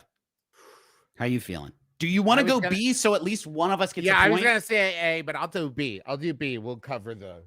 We're going to get a point. Perfectly in a row, in a line. Let's see the answer, please. When your favorite toy's broken and you none of don't them. know what to do, take it to Mr. It's Law and Order. He'll fix it for you. Wait, you just said the name. What is it? There is a box with chummy friends that play along. I don't know. We got to keep listening. This is what you see before you die. See the chummy jiggers, they're really fun. The chummy Waiting in the toy box for the rising sun. Oh, God. Fuck yeah, dude. That image. A commanding lead. Thank you, Mr. Minder. There is no Wikipedia for this program. That's because this seems like this is like a lore thing for a new like Five Nights at Freddy's game. Yeah. It does. If you can roll the video back to that last image, Miggy, of I don't know if that's possible, but of like the rabbit looking at Stink. That Oh God. This looks like. Can we get there? If we don't get there, that's fine. But the image of like the rabbit. Oh God, yeah, no, right there. This looks like the footage. Okay, if you're watching a movie on Chiller about that bunny creature, this is the footage like on the TV, like pre-roll. Like kids used to love these idiots, and now they're all murderers. Like a fake, like found footage. It's movie the faces, where it's gang. like you'll never believe what happened on set. The faces are rough on each and every one of these fools. The faces are rough in different wild ways. Here's what I'll tell you. I can tell you this. He is still a murderer, but that patchwork dog on the side, he's the most sympathetic. Yeah. It's like, I don't want it. I'm being driven to it kind of feeling. Yeah. He's the one that's still trying to join the gang, but he hasn't proven his brutality yet. There's a photorealism. There's a photorealism to the rabbit's mouth and nose that the rest of the body doesn't communicate. It is really, really, really fucking me up in a big way. But this is my new favorite show because I got a big fat point out of it. Okay. Can we see the next question, or rather the set of three? I find it hard to believe one person thought all of those looked good. Yeah. You know what I'm saying? Like I could see they were independently designed by 5 different people. Independently, you could maybe be like, well, maybe this will be like the weird looking one. Maybe the other ones will be good. The dog has teeth. That's awesome. Okay. All right. Now hold on a second. Soupy Norman. Saucy Daniel. God damn it. I'm getting Father Tim again, all over again, because I see Soupy Norman and I'm like, I remember Soupy Norman. Yeah, Saucy Daniel feels like Miggy wishes that was we real. all wish, honestly. Saucy Daniel is really good. Maybe it is Jim. PD Jim. PD Jim's too much. PD Jim's too much of it. A little bit too much of it. It's a little bit too much of it, I think. PD Jim. Soupy Norman really splits the uprights for me. I'm really feeling. I'm gonna stick with PD Jim. I like PD Jim. Okay. See, this is good because my original was Saucy Daniel because I think Saucy is a more powerful. You're kidding. In the day. I can't wait. I have a strong place in my heart for PD Jim. I genuinely felt my consciousness move towards Soupy Norman as soon as the words appeared on the screen. I have to follow that feeling. Yeah, of course you do. I have to follow that feeling. That's beautiful, Griffin. So another Justin A, PD Jim, me, Soupy Norman, Travis Saucy Daniel. Perfect. That's right. Let's see what it is. Come on, PD. RTE cranking out the fucking hits. It doesn't feel like Saucy Daniel. Well, then again, it's kind of saucy. Soupy Norman. Bitch! Moving over the city. We got the beautiful river. It's an 8-part Irish program. It aired weekly in 10-minute segments. It's a comedic redubbing of the Polish soap opera First Love, which has been running on Polsat television since 2004. Can we play that intro music again? That shit was so smooth.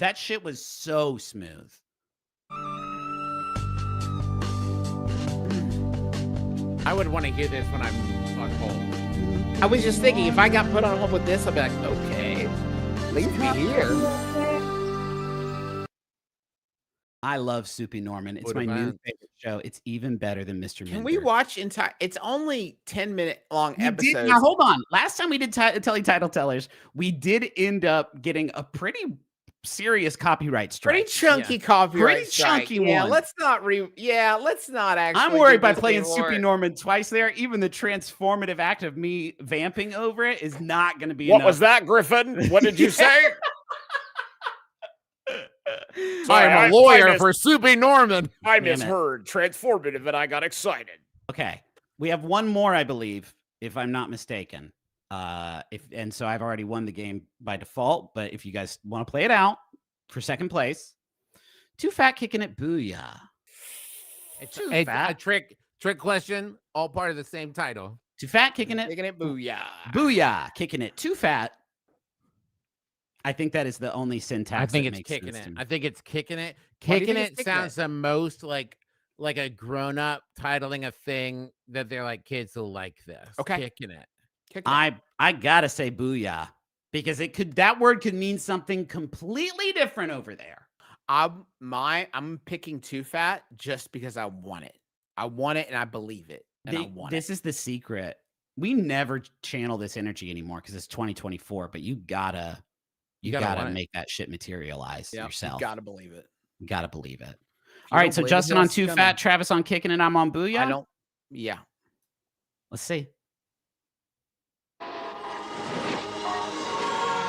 Oh yeah.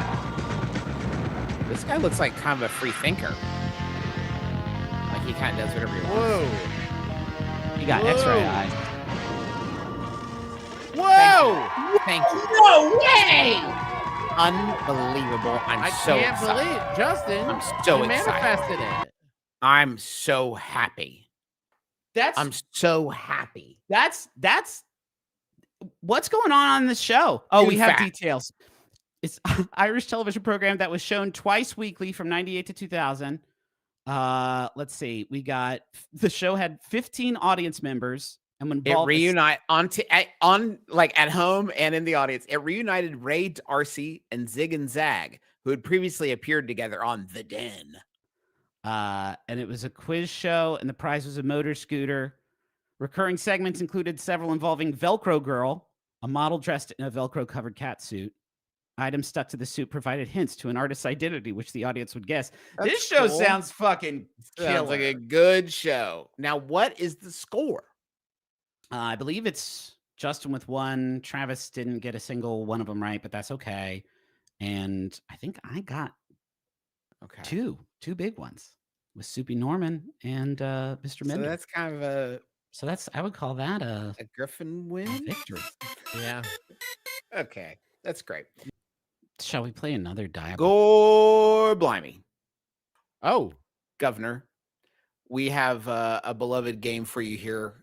Once again, we're gonna get in our TV plane. I'm gonna fly you guys to an airport somewhere around the globe as we see what's on the telly and play telly title tellers.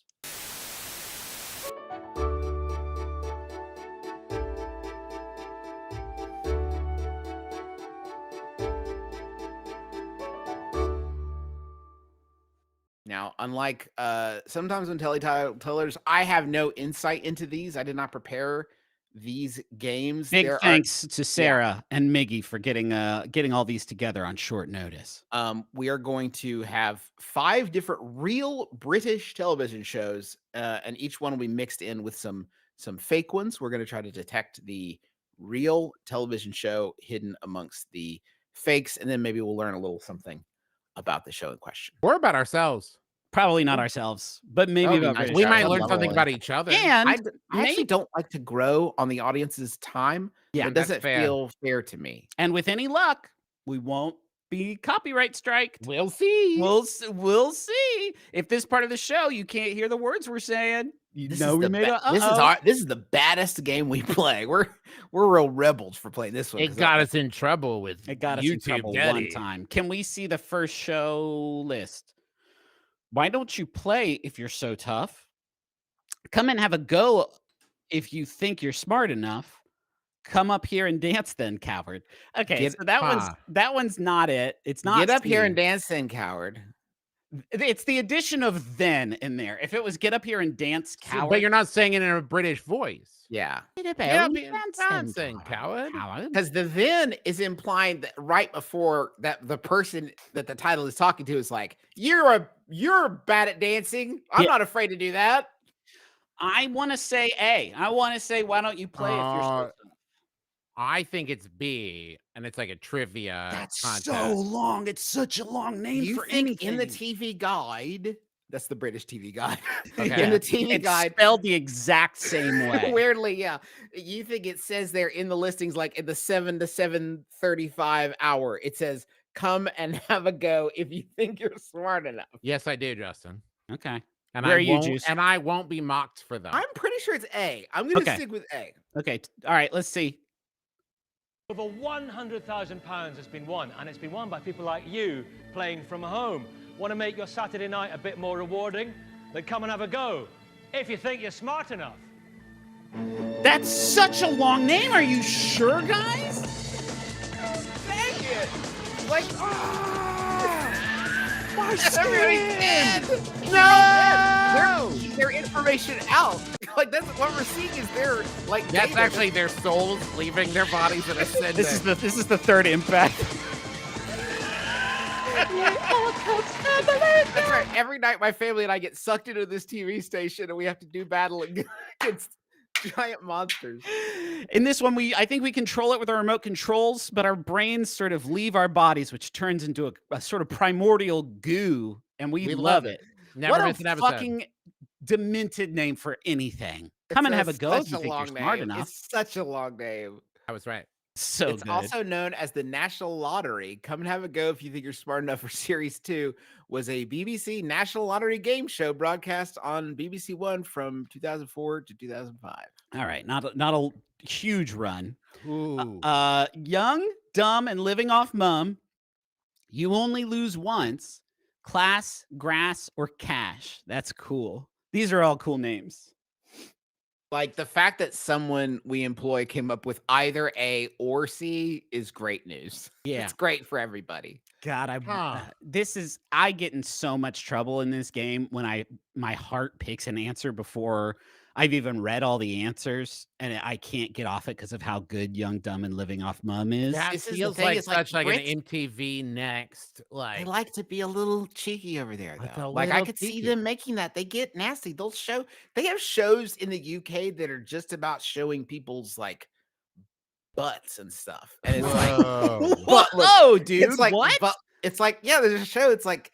Butt lookers or like, do you want to date this butt? It's like you see and a butt. all they do is look at butts but it's on TV. No, you look at people's butts. And is it at least one of those things where you see people at home on their couch talking about the show that's showing butts? They can't show Gogglebox. No, they Gogglebox the butt show. Gogglebox the butt. No, they would never Gogglebox the butt show, Travis. They're people of a class and refinement. It's all right. Now, here's what's fun. These I think could each be shows from different decades. Okay. Because like Young, Dumb, and Living Off Mum feels like a 90s show. You Only Lose Once feels like an 80s show. Class, Grass, or Cash feels like a 70s show. Okay. I'm going to say Young, Dumb, and Living Off Mum. It's too good. It's too good. I want to go with C. Okay. Class, Grass, or Cash. Then I'll go B just to round it out because I'm torn between the three. All right, let's see. Never lived independently or held down a proper job before. Travis Each week they will be challenged in the workplace by their parents. I've got wet feet. I might catch a pneumonia for this. Is Johnny in bed? That's disgusting. To see if they can cut it in the real world as adults. Has someone stuck a runny poo? With this bunch of layabouts, it's easier said than done. Will they be able to stand on their own 2 feet for the first time? I'm Miss Matty, and then I'm Miss Tucker. If I ever thought I'd be in this situation, I'd never signed up. Will their parents' shock tactics be enough to finally bring their children kicking and screaming into adulthood? You're nothing. You're a dirty animal. Why am I so stressed? Don't push it. Seriously, grow up. Or are they forever destined to remain young, dumb, and living off mum? Yeah. Yes, baby. Yeah. Yes, baby. God, that's good. It's really good. That hits really good. I would really watch good. I'm really proud of the you. hell out of that. I would rather not have a television in my house than watch that. That looked like a tough go. It looked like a lot of families yelling at each other. If I had a little poke weed first, I think I'd really. I could do it. He touched into some poke weed. Yeah. Thank you, Great Britain. It's great for sure for giving us entertainment like this. Next question: Beatrice and the Blumenthal Squad, Matilda and the Ramsey Bunch, Agatha and the Lawson Clan. Okay. Here, I don't. It's which one's the most British? Like you're watching three men look at six names and say which combination, like which pair of names is the most British. Well, sometimes you just got to feel it. You know what I mean? There's nothing else for us to go off of here. I don't think it's Agatha and the Lawson Clan. Why? I mean, why? I simply don't. The best I can come up with is, I don't want to tell you guys my reasoning because then you'll steal my great logic. Okay, let's lock in first and then explain our reasoning. Yeah, I'm going to say B. A. I'm going to say B, Matilda and the Ramsey Bunch. Okay, now I think A because I have two other pop culture figures that pop in my head with Matilda and Agatha that I think could have been top of mind for the staff, but I don't know who's thinking about Beatrice's right now. Fair. At this point. That's a good point. I'm going to say for me, it's just Squad and Clan doesn't feel like it's it. Same. Bunch is so British. Especially, so I could British. see them being like Brady Bunch is popular. Let's do something like Brady Bunch. Yeah. Yeah. I think I've never been so certain in my life that it's Matilda and the Ramsey. Never been so certain in your life. No. Let's go ahead and skip the video because it's going to be, and we have places to be. Let's just let's go ahead and watch it. I wouldn't mind to see who I didn't know wins. we had places to be. I just wanted to tell you that I'm back for a brand new series. Who's back? I might be back. I definitely am. I'll be back. Jimmy Matilda. We'll all be back. This looks like a squad. And that's Ramsey. It will be delicious. It's Gordo. Gordo Ramsey. And it'll be chaos. Is everybody ready? It's a brand new series of Matilda and the Ramsey Band. Fridays. Dang it. Dang it. That rules. That's okay. cool. That's cool. I'll watch that one. Yeah, sure. Can I tell you? Looking at the titles, I was sure it was going to be like a child show. Yeah. It was like animated or something. And then the second it started, I was like, what is this FaceTime kind of thing? I want to say, I would like to be, I'm not sure I would want them to make a show where like, I'm usually FaceTiming in to my family. It seems like Gordo's presence there was a lot of like, am I coming? You know, can you get under a tree with some shade? Also, how fucked would it be if they made a show about our family and it was called like Clint and the McElroy goobers? I'm not even sure Matilda is connected to them in any way. No. She might have won a contest. She's their nanny. Yeah. Cool. Also, can you imagine if they're like, we're going to make, hey, Gordon, you're a famous, huge celebrity. We're going to make a show about you. And it's going to air at 7:45 a.m.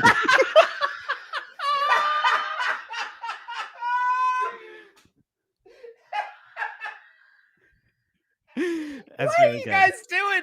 You guys got to start showing your shows at the right times, guys. Yeah. There's no excuse for a 45. That's not metric. You can't convert a normal time for shows. Are you telling me like 3-year-olds who don't have school yet are like, I want to watch the Ramsey Bunch?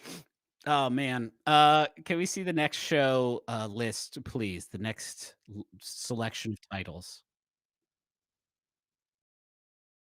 All right. Travis and Griffin are tied at 2. I must be blowing their doors with 3 or more. Justin has not gotten one right yet. Okay. Alfred Bloodworth's Night at the Pub. No awesome. Way. Owen Acker's Cream Tea. Ian Hill's High Slops. Stiff Upper Lip. Shit, these are good. What a nation. Wow. Well, okay, to be fair, one of these is from the nation of Great Britain. 2 of these were made by our American staff. Yeah, but the fact that we would believe it. That's true. That's a you good know, point. I've got to say C. I've got to say C. Now, what is it about? What's? Mm-mm. Oh, you want to? I'm not going to tell you my rationale. Okay. I'm locking in, and then I will play your game. I'm going to say B. Owen Acker's Cream Tea. Okay, great. Then I'll say A. Okay. Now, Cream Tea. I'm just feeling like it's either a silly, zany, kind of erotic variety show hosted by beloved presenter, comedian Owen Acker. That's what hit me. I don't think Ian Highslop is a name. It might be A. I feel like C is such a non-name that no one would make it up. Like I feel like if someone had typed that, they'd be like, let me try again. Like I'll come up with something like a real name. That's why I think it's real. See, that's how I felt about Bloodworths. Like I feel like that's a bold play from our staff to put Bloodworth as Alfred a fake Bloodworth answer. Is it also Alfred Pennyworth? Isn't that his name? The butler? Well, there's lots of butlers. Okay. I guess Alfred doesn't have to be a butler name now that I say that. I'd like my points, guys. Let's see the answer. I don't want to rush things along, but I like my point. Not what I was expecting to see. Oh, it's going to be Stiff Upper Lip, I believe. I think this is going to be is this a show about Roy? Wow. All right, Ian. An emotional history of Britain. Oh. Okay. All right. I think that seems like a show to me. If you showed me that on the board, I'd watch. I think that's a TV show. That seems like a TV show. That seems like a TV show.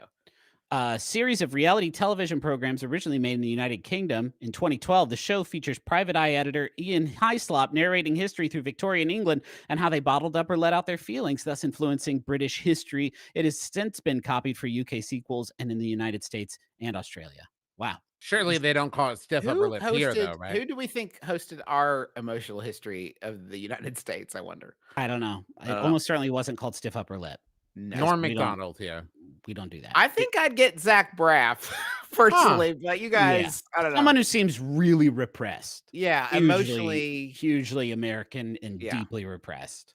Can we see the final list of names, please? Sporting triangles. I never have whinging. Yeah, whinging. Whinging circles. Whinging circles. Flying squares. Well, okay. I gotta go B. Whinging circles? What's whinging mean? What do you gotta lock in before I can let you into the mind palace, let you walk around. That's the admission fee to get up in here and take a butcher's around the old mind palace. I'm gonna say C. But I'm torn between. I like you know what? I like A. I've liked A from the beginning. I feel like this is a buggy stroller situation where maybe in the UK they call those orange cones that you sometimes put on a field or whatever, they call those sporting triangles. Yeah. Okay, Griffin. This is what I was saying. Is I was torn between whether it's like a sports analysis show where sporting triangles means something in like cricket. There's 3 cricket players and or flying squares where it feels like a more whimsical. Flying squares feels silly to me. Whinging circles, what's it mean? Nobody knows. Whinging is like complaining, right? I thought it was like complaining. So but it does complaining seem to be circles. Do we really need British? More? It seemed to be the most British one, so that's why I picked. But sometimes that's a trick and a trap. Yes, indeed, Griffin. But we don't know the answers. That's why we have to guess. You understand? Yeah, I guess so. Let's find out. Let's find out. I see a triangle. Oh, let's start. Oh, look at that shape. What shape is that? It has 3 sides. There's a square though on the die. There's circles on the die. There's circles on the die too. I'm seeing all the shapes. Yeah. Oh, a lot of circles. I'm loving my chances now. No, but the big triangle at the back is the most important shape. Baby. Oh, there's squares flying around. There's circles. That's 3 of my friends there sporting triangles. Guys, is this unprecedented? Has anyone ever taken the crown on both mini games in the same episode? I don't think so, baby. I don't think so. Okay. All right. Yeah, it's fine. It's fine. You guys feel like a game? Or should I say, would you fancy a game, Governor?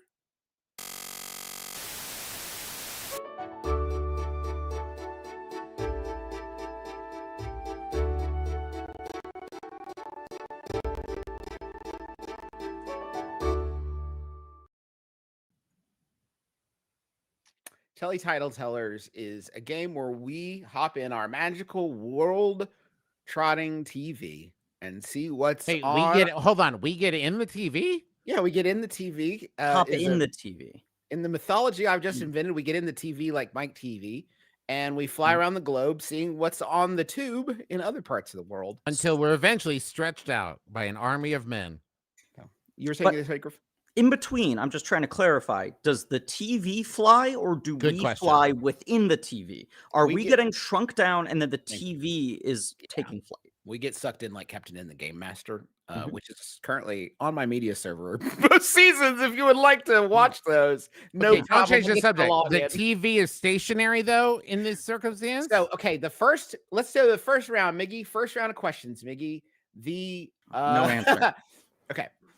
The pudding people, the trifle people, the treacle people. One of those is real. One of Justin those did not prepare these. So I did Justin not prepare these, so Sure. I'm guessing. Pudding, if you don't know, is dessert over there, right? I Griffin? Yeah, That's your understanding. Although sometimes the pudding has blood in it. I think that's a savory pudding. Right, that's true. Or if you're like cut yourself while you're making it. That also then becomes kind of a savory pudding. I think I'm going to go with pudding people for the alliteration. That feels like if I'm naming a TV show, I feel like I'm going to go pudding people. You know what? I'm then going to go see treacle people because I think is it assonance where it's the vowel sound, treacle and people. Okay. This worked out perfectly. I'm going to go trifle people. That's my instinct because it feels like the one that comes closest to describing a potential vibe. Oh, they're trifling. Okay, yeah. You know? I got you. Let's reveal, Miggy. Okay.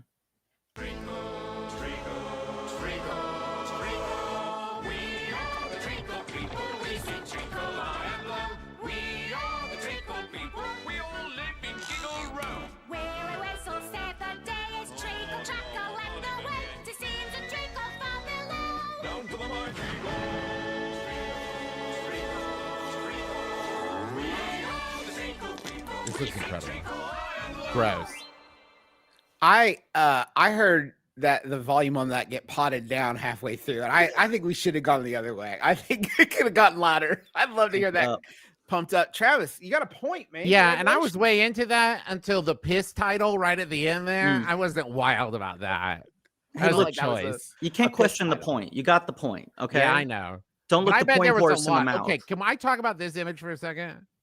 I don't think, besides purple, I can't think of a color. Brown? No. Red? No. Green? No. There's a lot of colors that this consistency of image should not be. Yeah, the splat is bad no matter what color the splat is. We can all agree as a people, we almost never like the splat. Never like the splat. You don't like the Nickelodeon splat? You don't like a GAC splat? It's orange. So Griffin, the real answer is I used to like it when I was a kid, but now that I'm an adult, I don't like it anymore. He's put away such childish things. Wow. Like, kids are supposed. The cool thing about the splat is that parents hate it, and now I'm a parent. I do hate the splat. Well, that's true. Let's also say the reason you hate it is because you have your children at all times hiding signs that pop up in inopportune places saying Nickelodeon magazine, please. That's true. Cross the line. You open an oven. A spring comes out with a little Post-it note on it. Nickelodeon magazine, please. And anytime I say, I don't know, my kids show up out of nowhere and just dump shit on me. Yeah. Which I also sucks. sold my kids for a fucking song to Viacom, so I got a lot of baggage there with the brand. That's hot IP.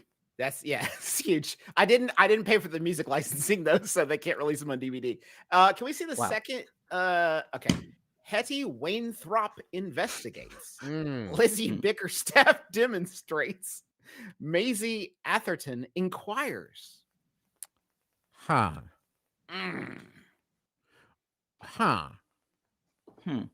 leaning towards A, but I think it's just like I like the name Hetty, and I like that she investigates. That seems like something she would do. I'm guessing A as well because Hetty Wainthropp feels like a name that deserves to be above the title. Oh, I see. It sounds like a star. Yeah. I want to say C in this one. Maisie Atherton inquires. It feels dignified. It feels cultured, I guess. That works for me. Okay, let's reveal. In Lancashire, some things are not always what they seem. We've not had much to do with the supernatural. Whilst other things are only too real. My feelings for the young lady are private, Mrs. Wainthropp. They have nothing to do with the agency. Hetty Wainthropp investigates. Friday 9:30 on BBC One. What a star-studded cast. Unbelievable. That commercial made me want to curl up with a nap right now. I want to take a nap but that was the most relaxing thing I've ever seen. Can I tell you? I want to drape that show over me. I could feel that commercial. I could feel the pint in my hand and a biscuit. It was an 8DX. Yeah. That commercial is a mother figure to me at this point. Like it's the only mother I know is the Hetty Wainthropp investigates teaser. All right. Congratulations. That's huge. Another couple points for you guys. Congratulations. 2-1-0. Let's see the next one. Well, I mean, what a bracket. In defense of the Queen's English, never mind the full stops. I'm gonna guess B. I'm leaning towards A. I think it's a sport. I think it might be a cricket thing that I don't know, or it's punnier. What a bracket. Well, because never mind the Buzzcocks was I think is a popular game show. I don't think it's on anymore. I think it was like in the last like 5 years. Yeah. Let's do. Yeah. I'm gonna say what a bracket because I really want to get a point, and I feel like it's right. Okay. Let's see.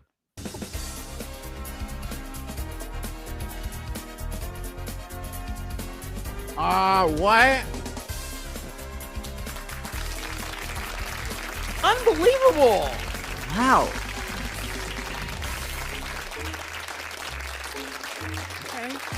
Hello and welcome to Never Mind the Full Stops, a panel game in which we celebrate the subtleties, complexities, and like a delightful spin-off, idiosyncrasies of our fair game.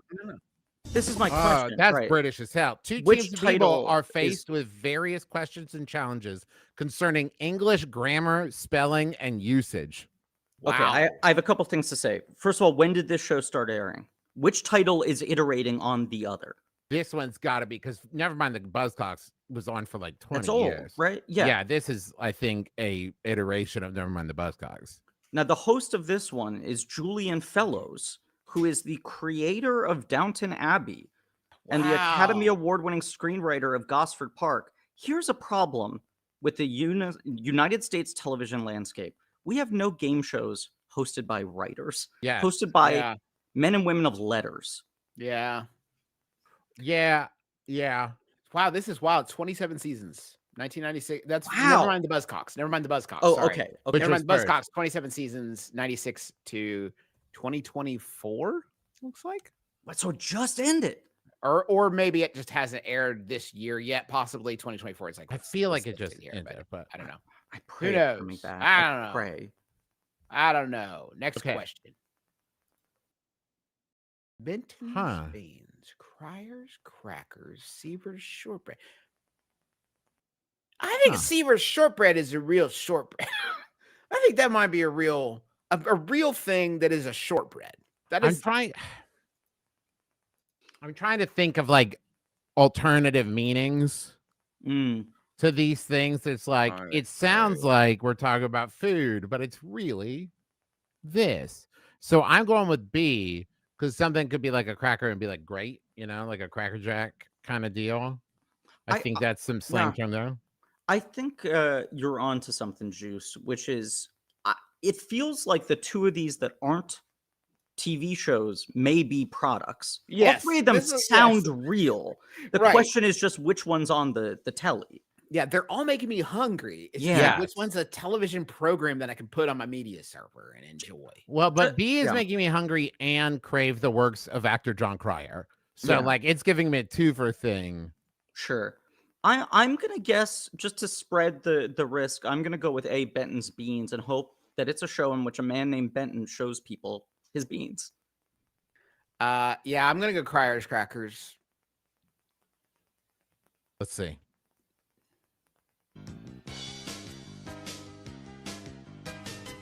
Could be anything so far. This is always the most thrilling part. I love this part. Yeah. Because the possibility space.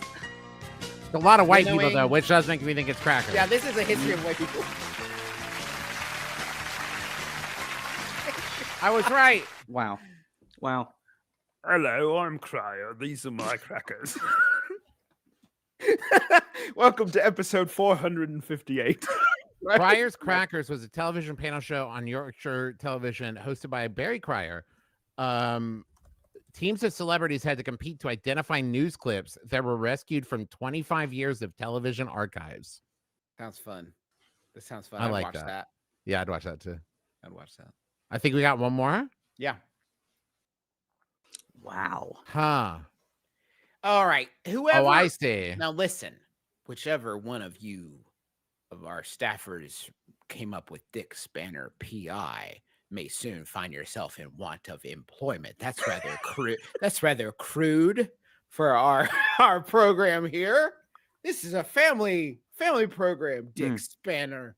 Here we have 3 different forms of tools. A spanner's British for wrench, an Allen key, and a lever. Mm-hmm. Even though Allen Key is the full name of the tool and the full name of the person, I'm leaning towards Allen Key Esquire. I feel like Allen Key Esquire too, Trav. That is where You're just saying that because I said it. Okay, well, I'll say Roger You're Lever, trying to get MD. my points. I'll say Roger Lever, MD. And I am going to guess A, Dick Spanner, PI, because I respect the staff and crew of this show so much that I want to believe if they put something this fucking filthy on the board, it's not because it came out of their dirty brains. It's because it's real. Right. They had no choice. They wished they could put anything else up there. It's out of their hands. What? I wasn't expecting this at all. This is a real curveball. The name's Spanner. Dick Spanner. Private investigator. I knew it was Dick Spanner from how quick the clip started because Mickey was so excited for me to be so wrong. So Jerry Anderson, one of the minds behind like Thunderbirds and a lot of those like other Space 1999. Yeah, it's wild. None of us were expecting from those 3 titles that the titular character would be a robot. Right? No. But I think, and maybe we're gonna need like a sound or something from now on because this guy's going straight on the plex.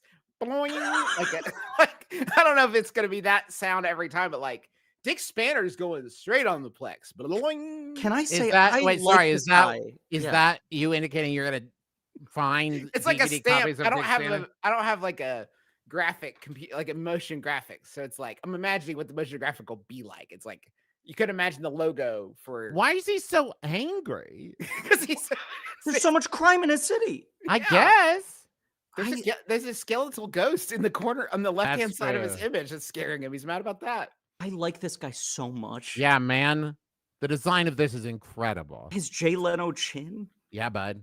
His look of consternation. And you can really just from looking at it, imagine how that map moves. So you know? Dick Spanner, it's a 1987 British stop-motion animated series. The title character and protagonist was Dick Spanner, a robot private detective. It'll surprise you guys to learn the show made frequent use of puns and visual gags. No. There was a DVD of the series with new music in place of the original synthesizer theme tune and background music. It was reported by several in 2007, it was reported by several newspapers that producer Jerry Anderson was searching for the original Dick Spanner puppet, which had last been seen in possession of Clive, a man who had worked on the show. It was later revealed to be a publicity stunt to promote the new DVD released, and the statement was made by DVD publicists without Anderson's knowledge. What a wild tale that is. So the person was charged with promoting the Dick Spanner DVD, and they're like, I know what I'm going to do. I'm going to falsify Jerry Anderson's quest to retrieve this puppet. And blame some poor man named Clive. Clive Owen. Poor Clive. That sounds like the kind of mystery that only Dick Spanner PI would be able to crack. Yeah, that's a good point. Can he solve his own kidnapping? Yeah. Oh, God, I like him. I'm just so happy looking at his mean mug. I found my next Halloween costume. Yeah, I gotta get all these. I gotta get it this whole show.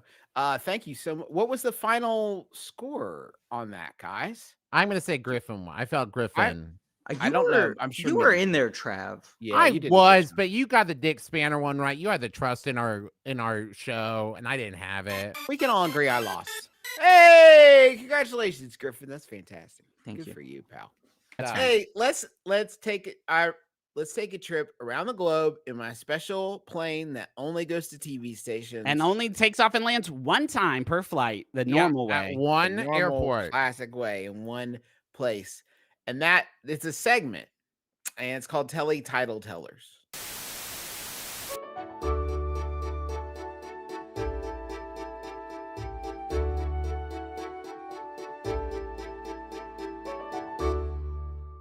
Cheerio, we're going to Australia. Well, what? weird start. I don't know. They love Cheerios there. I guess so. I have to warn you guys, kind of cheated. I've watched every television show ever in the time between Telly Title Tellers so that I could be ready for this one. Shit, Trav, that's gonna I'm on it. It's gonna fuck up the whole game, man.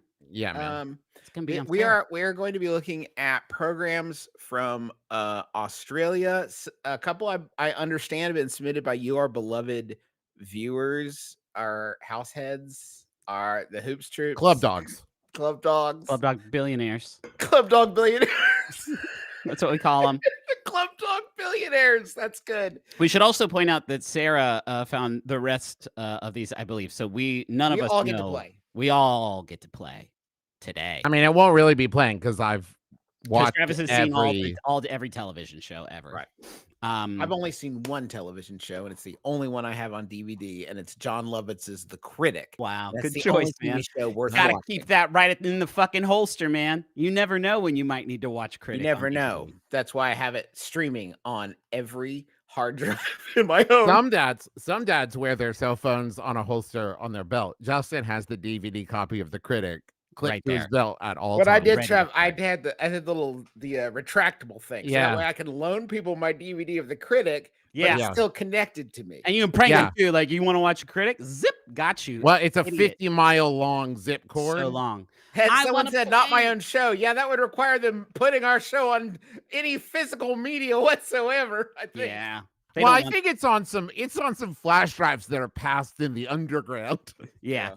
The cyberpunks are enjoying. I have it on MBMBam DVD. TV show. I have the MBmbam show on DVD. I bought it from a vendor on the streets of New York City. Nice. I love to support small business. Can we please play Telly title tellers? Absolutely. I've been so good. Okay. Hard quiz. Tough nuts. Easy going. Hard quiz. Now, this is a fun thing because you could also string this together into a sentence to say to somebody who has just given you a hard quiz. Yeah, hard quiz. Right? Hard quiz. Hard quiz, Tough tough nuts. nuts. Hard quiz, tough nuts. Easy going.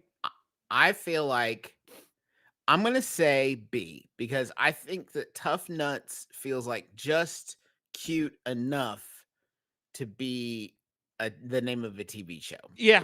I'm gonna go with A. Yeah, that's where my heart is as well. Mostly because I want to manifest that in the world. I would love for there to be a show called Hard Quiz. I like a title to just get straight to the heart. There's sometimes like, are you smarter than or like Jeopardy? I like the idea of just saying like this Hard one. Quiz. This is a hard quiz. You know exactly what you're getting when you sign up for this show.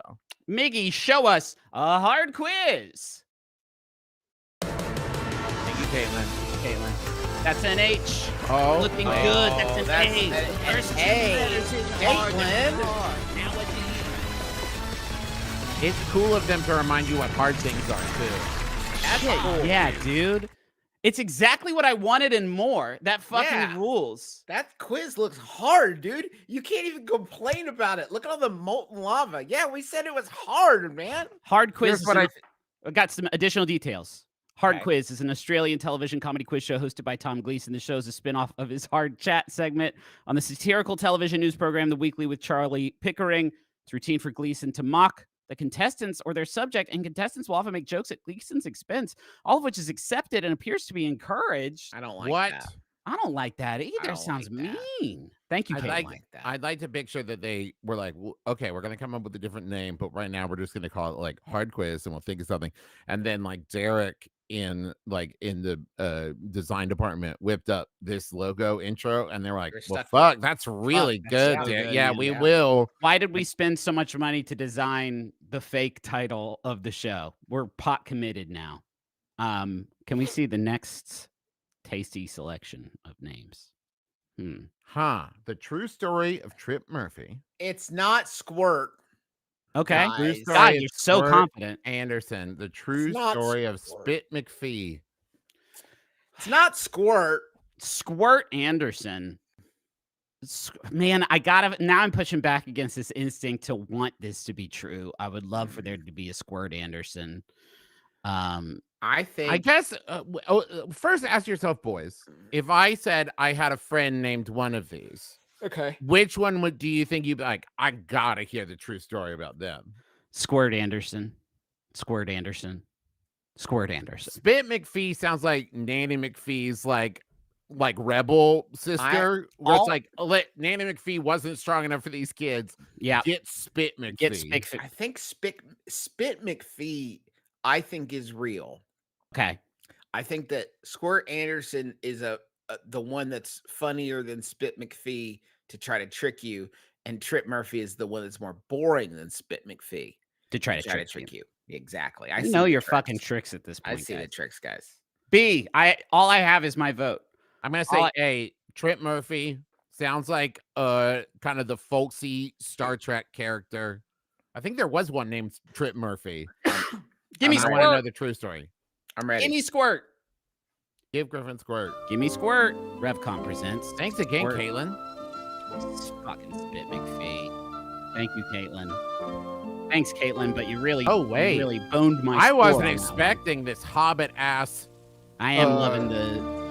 I cheated. I cheated there a little bit because I thought it might be based on the book Spit McPhee. Yeah. So I thought that was why I was kind of hedging my bets. Can we turn up Philip the, Hancock as Spit?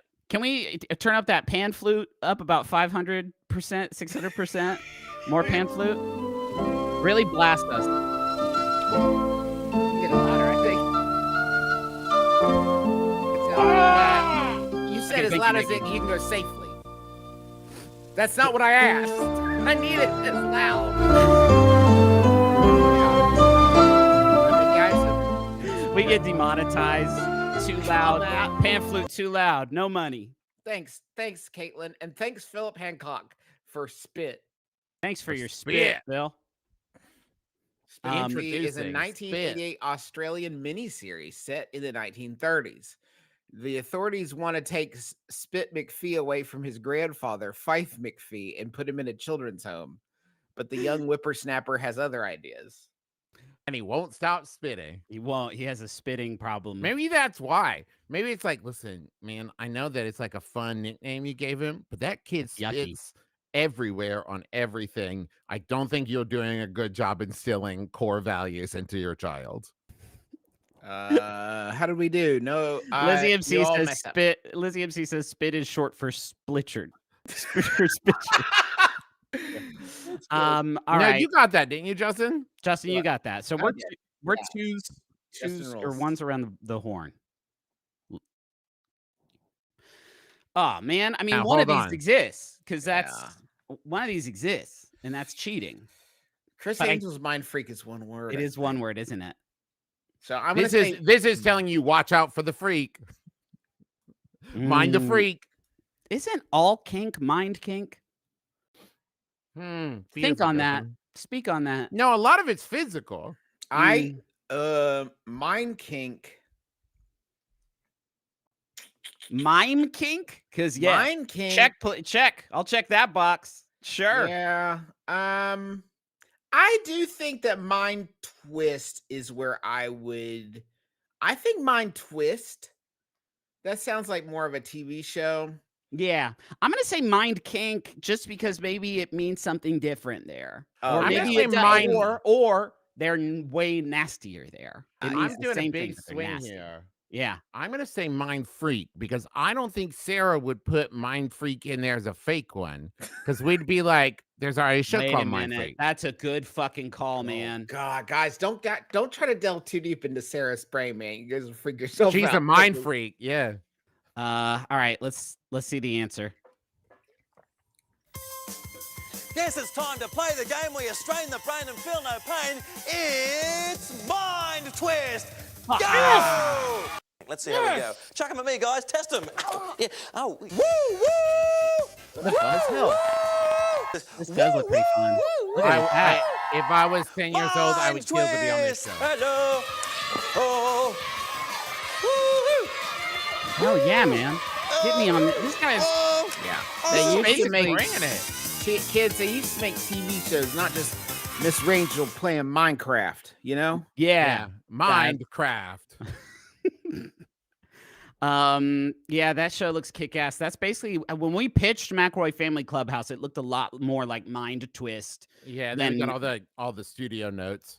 Yeah, and the fact that there was a studio and like so many children, like it was 4 kids, and so that was kind of the number one thing. Could you still at this point in the year of our Lord 2025, do you think if you were like, hey everybody, we want to get a bunch of kids in a room again. You may be like, I don't think we do that anymore. We can't get them off their iPads for Hell that yeah. long. Check out this additional details from Sarah. Mind Twist was an Australian children's game show series aired on Network 10 from 1992 to 1993. It was hosted by Maynard. This is the entirety of the Wikipedia entry for this show. So Maynard's up on this one. Maynard nailed and it it. ran for 1 year, and that's all that you get.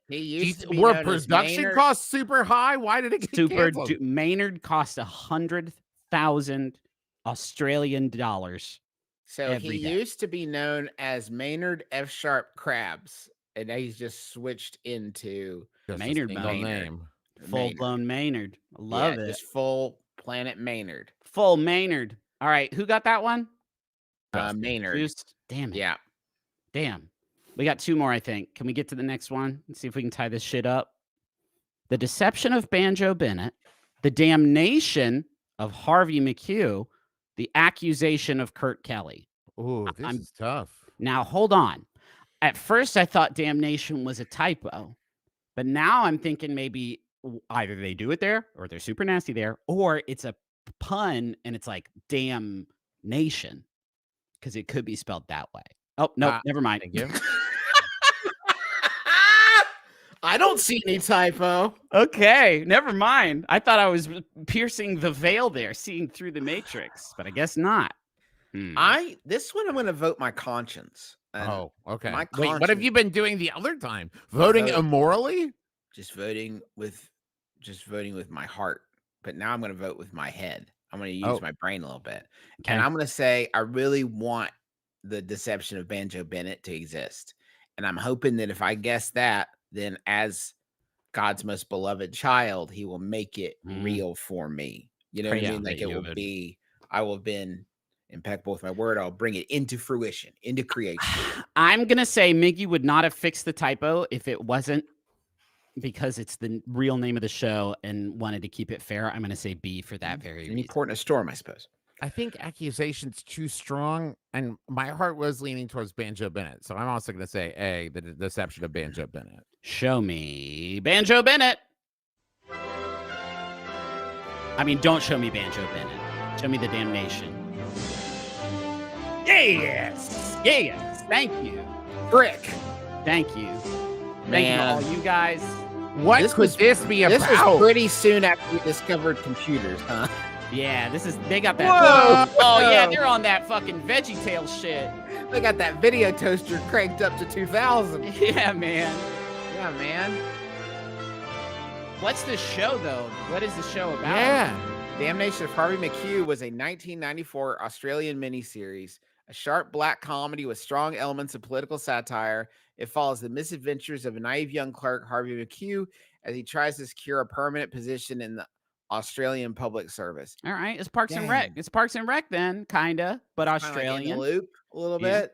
I love that. All right, and I'm loving this score too. What is it? I think it's 2-2-1. You're at 1, Travis. Oh, beans. Let's close this shit out strong.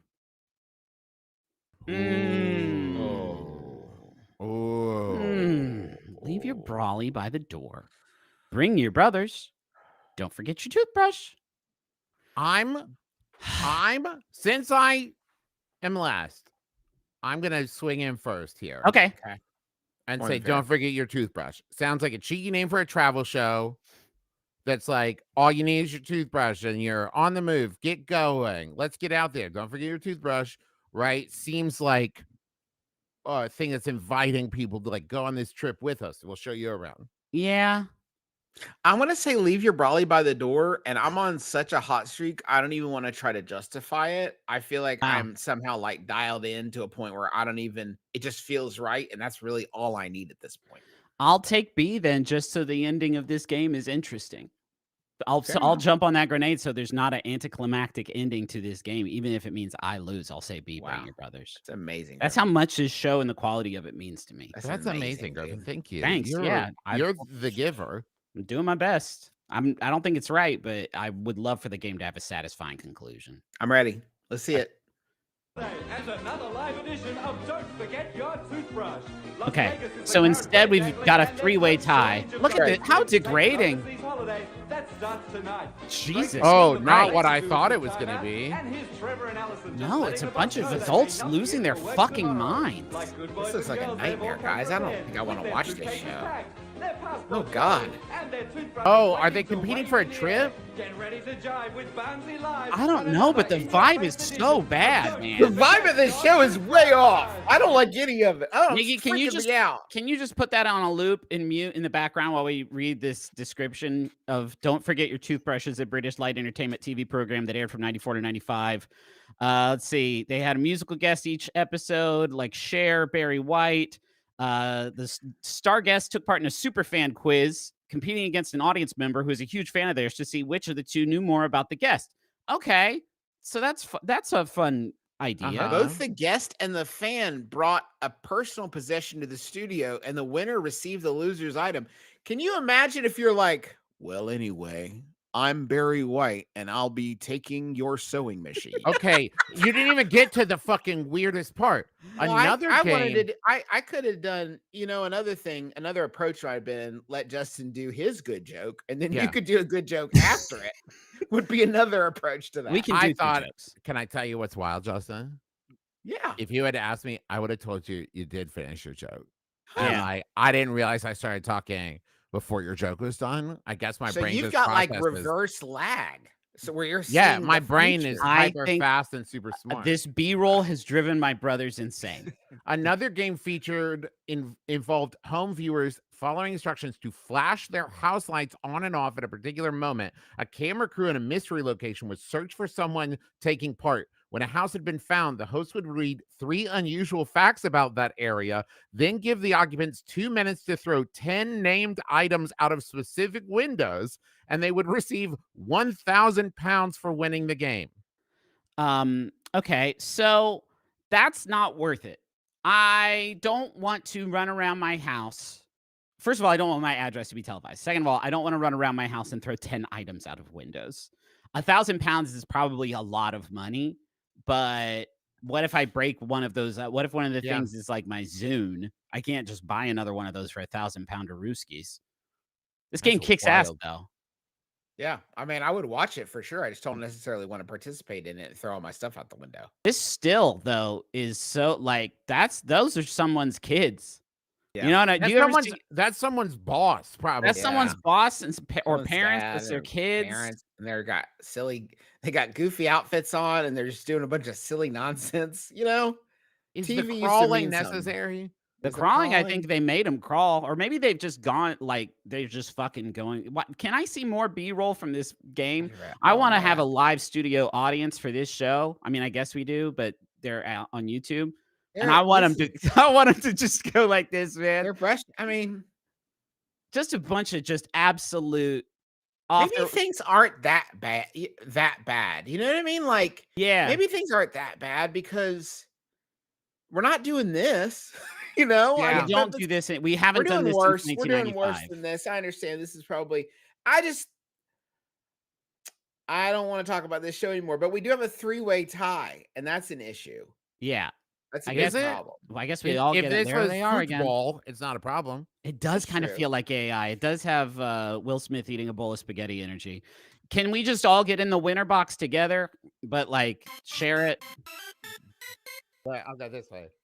Out of the way. All right. Well, it's a 3-way tie. There we go. That's better. We've got like 50 episodes. We've never had a tie before. Never a 3-way. I love that. We never thought to have a tie better. No more preamble.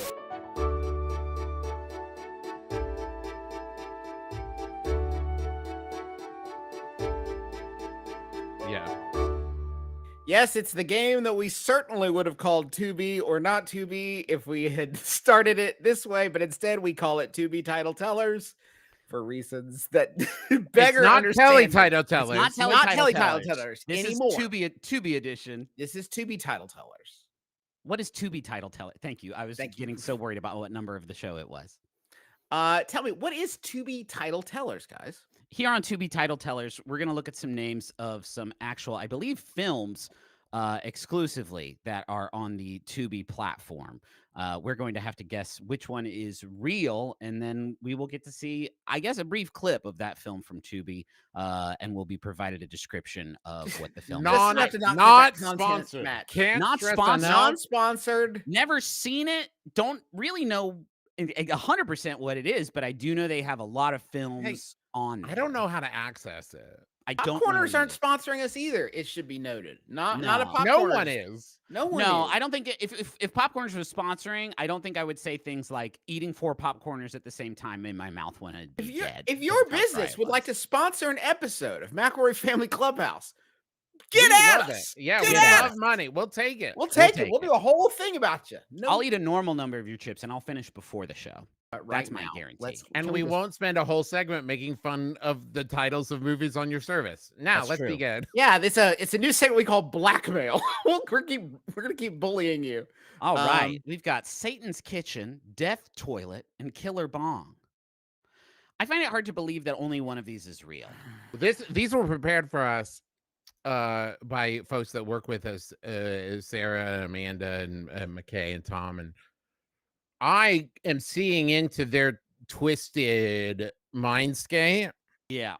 And what they think we like, and they're right. They're right. I love yeah, this. no, I mean 100%. So, Satan's Kitchen, I'm trying to imagine what the plot of these is. Death Toilet is obvious. I don't know how. Death Toilet feels like he only is going to be able to get you just the one way. You know what I mean? Like he has the one trick that he can pull. He's pretty good at it, but if you don't sit on him, then you're probably okay. I'm pretty sure Killer Bong is fake because Evil Bong is a real movie. It's a franchise because Patrick Klepek wrote the third one. Yeah. If memory serves. I don't think Killer Bong can be real. I'm going with Death Toilet because I think Satan's Kitchen reminds me too much of Hell's Kitchen. Yeah, that is confusing, but that's kind of why I kind of do like Satan's Kitchen for that exact reason, though. I'm going to say A, Satan's Kitchen. I'm going to say B, Death Toilet. B, Death Toilet. Let's see. Good morning. Do you perform exorcisms on toilets? From this toilet, from this hole, from this family, be gone. You can just watch this?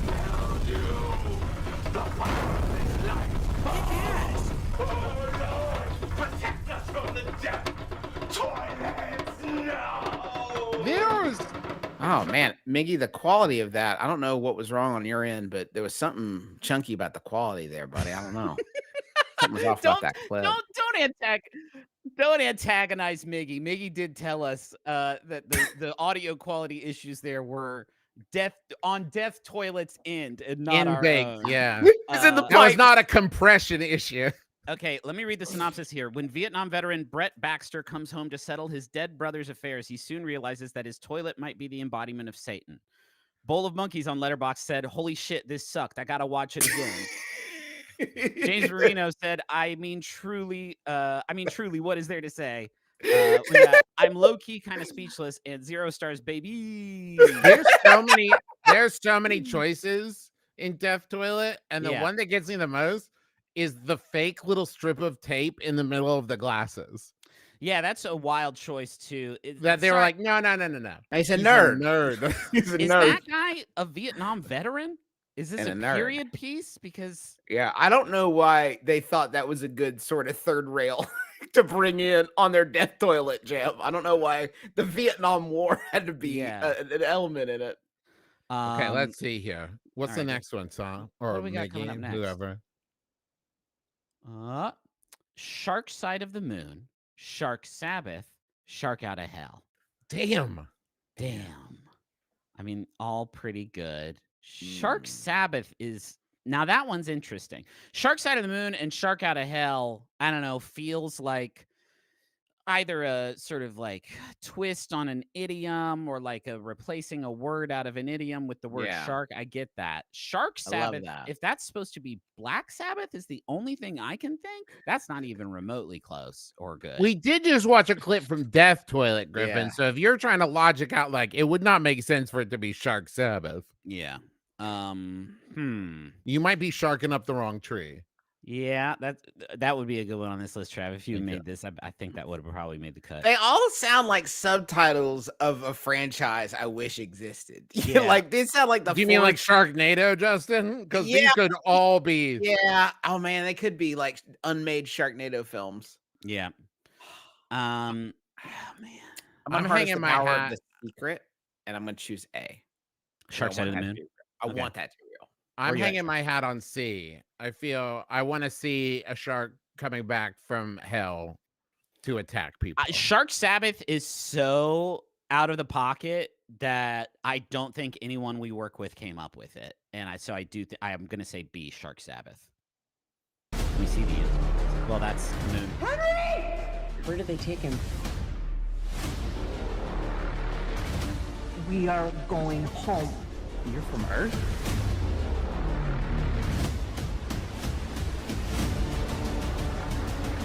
Protect the ship at all costs.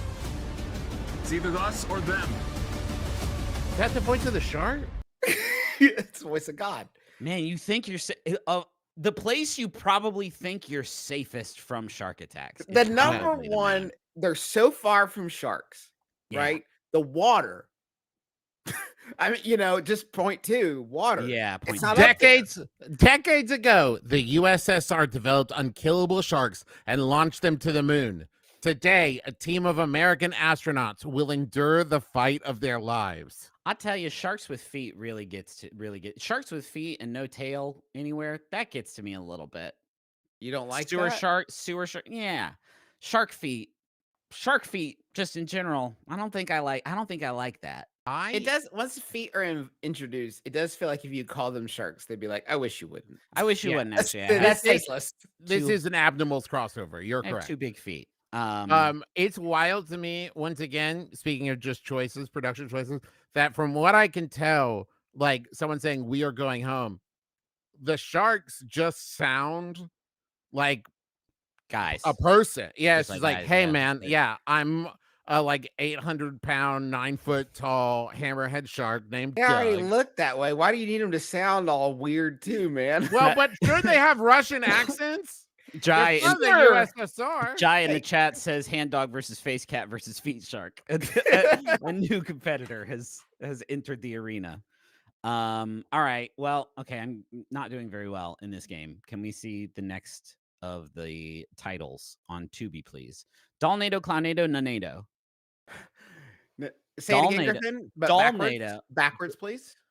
Nunado, Clownado, Dollnado. Do you think it might be nun-ado, like a nun? Like a nun tornado. Nun tornado. Yeah, but you're saying it like nunado.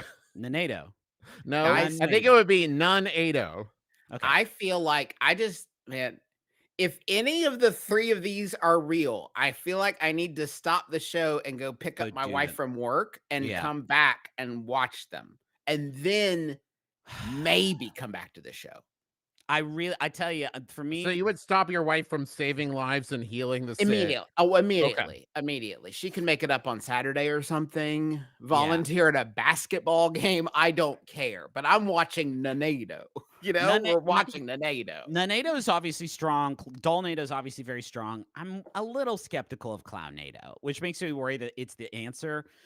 Because I'm not worried about it because it's scary. I'm worried about it because of the further kind of like vilification of our world's most jovial entertainer. Here is what I think. I think that I'm gonna say Dollnado just because I feel like the CG on that is a lot more doable than human clowns or human nuns. That's my. Okay. I'm gonna say Dollnado. I'm gonna say Clownado, and I think it's gonna be something about like a tornado ripping through like an evil circus or something, and now it's full of clowns. I guess that leaves me with Nunado, which maybe it's just one tornado, like one big nun that can turn into a tornado. Or like a tornado that's given itself to like a monastic Christianity. A cloistered tube of whirling air. I love it. Can we see the answer, please? We gotta move it away from the town. That thing's gonna destroy everyone and everything in its path.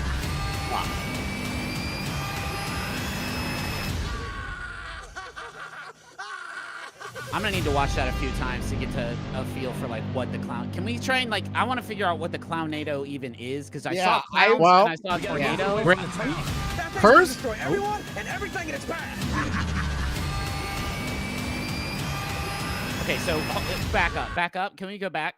There's a moment there, I think, where they're channeling one. That one. one. Yeah. Are they making it? A machine? Was Are there they a machine? Are A little bit. Are they inside it? Are they like a genie? No. Well, cursed demonic circus clowns set out on a vengeful massacre using tornadoes. A stripper, Elvis impersonator, truck driver, teen runaway, and a dude get caught in the supernatural battle between Femme Fatale and the boss clown from hell. Shane Cross on IMDb said, with creepy clowns and hilarious badness, I felt like this was the movie that was basically made for me. Still, I could not watch the whole thing because it was just so bad. This comment from I believe Jerry Nava says, the cool thing about Sharknado was that the titular storm actually did have countless sharks in it. This Clownnado only transports a small group of clowns from town to town, and I am deeply disappointed. So I guess that answers the question. I guess it's just these 3 chuckle fucks, and they have their own personal tornado. I don't see why that requires the use of like a dual engine prop plane to fight them, I guess. Well, yeah. I don't know. That's the dude, because surely if the dude was a pilot, they would have said a pilot. They give a stripper, Elvis impersonator, truck driver, teen runaway, and a dude. Right. Non-binary code said another blatant Shakespeare ripoff.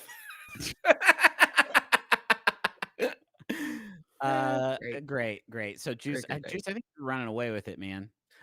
Yeah. 2-2, Justin Travis. I guess that means I have none. I want to suggest a tweak to this game. I think we should each only have one answer. Yeah. We got to claim them though. So once you claim it, it's yours. I like that. Pool shark, creek shark, house shark. Okay. I want to give Griffin first choice because I'm losing a lot. Yeah. Pool shark doesn't seem like a movie to me. Pool shark doesn't seem like that's a really small body of water for a shark to be trapped in it. And if you can't figure out some way to deal with that situation, like walking away from the pool, I think that's your own dang fault. I'm going to say creek shark because there at least the shark can go up and down, perhaps into a tributary, perhaps into an isthmus.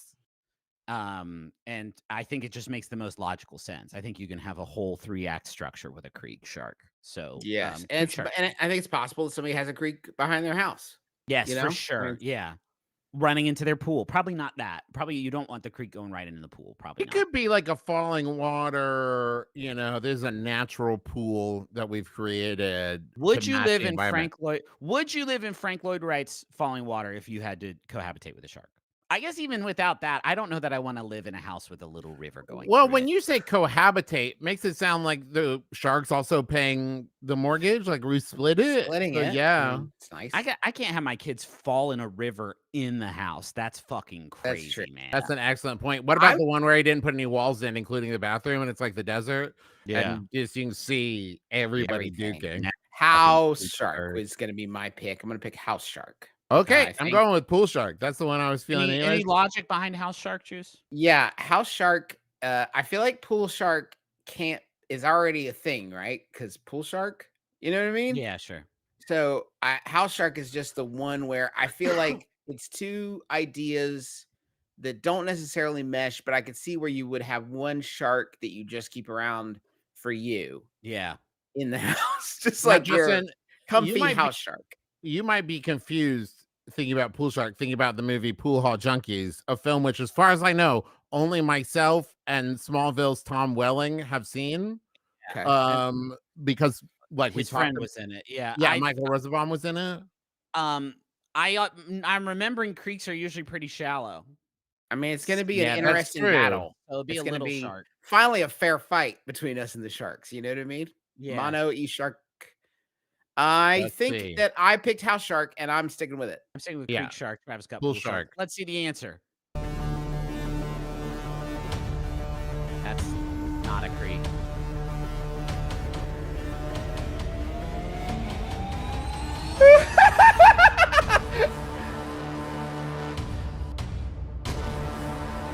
looks like some friends having fun. I think it is probably some friends having fun. That's fucking really strong stuff, House Shark. That's some friends having fun, and I love it. Can we run it back? I want to see House Shark again. I'm curious how they handled some of the SFX on Clown Shark or House Shark, not Clown Shark.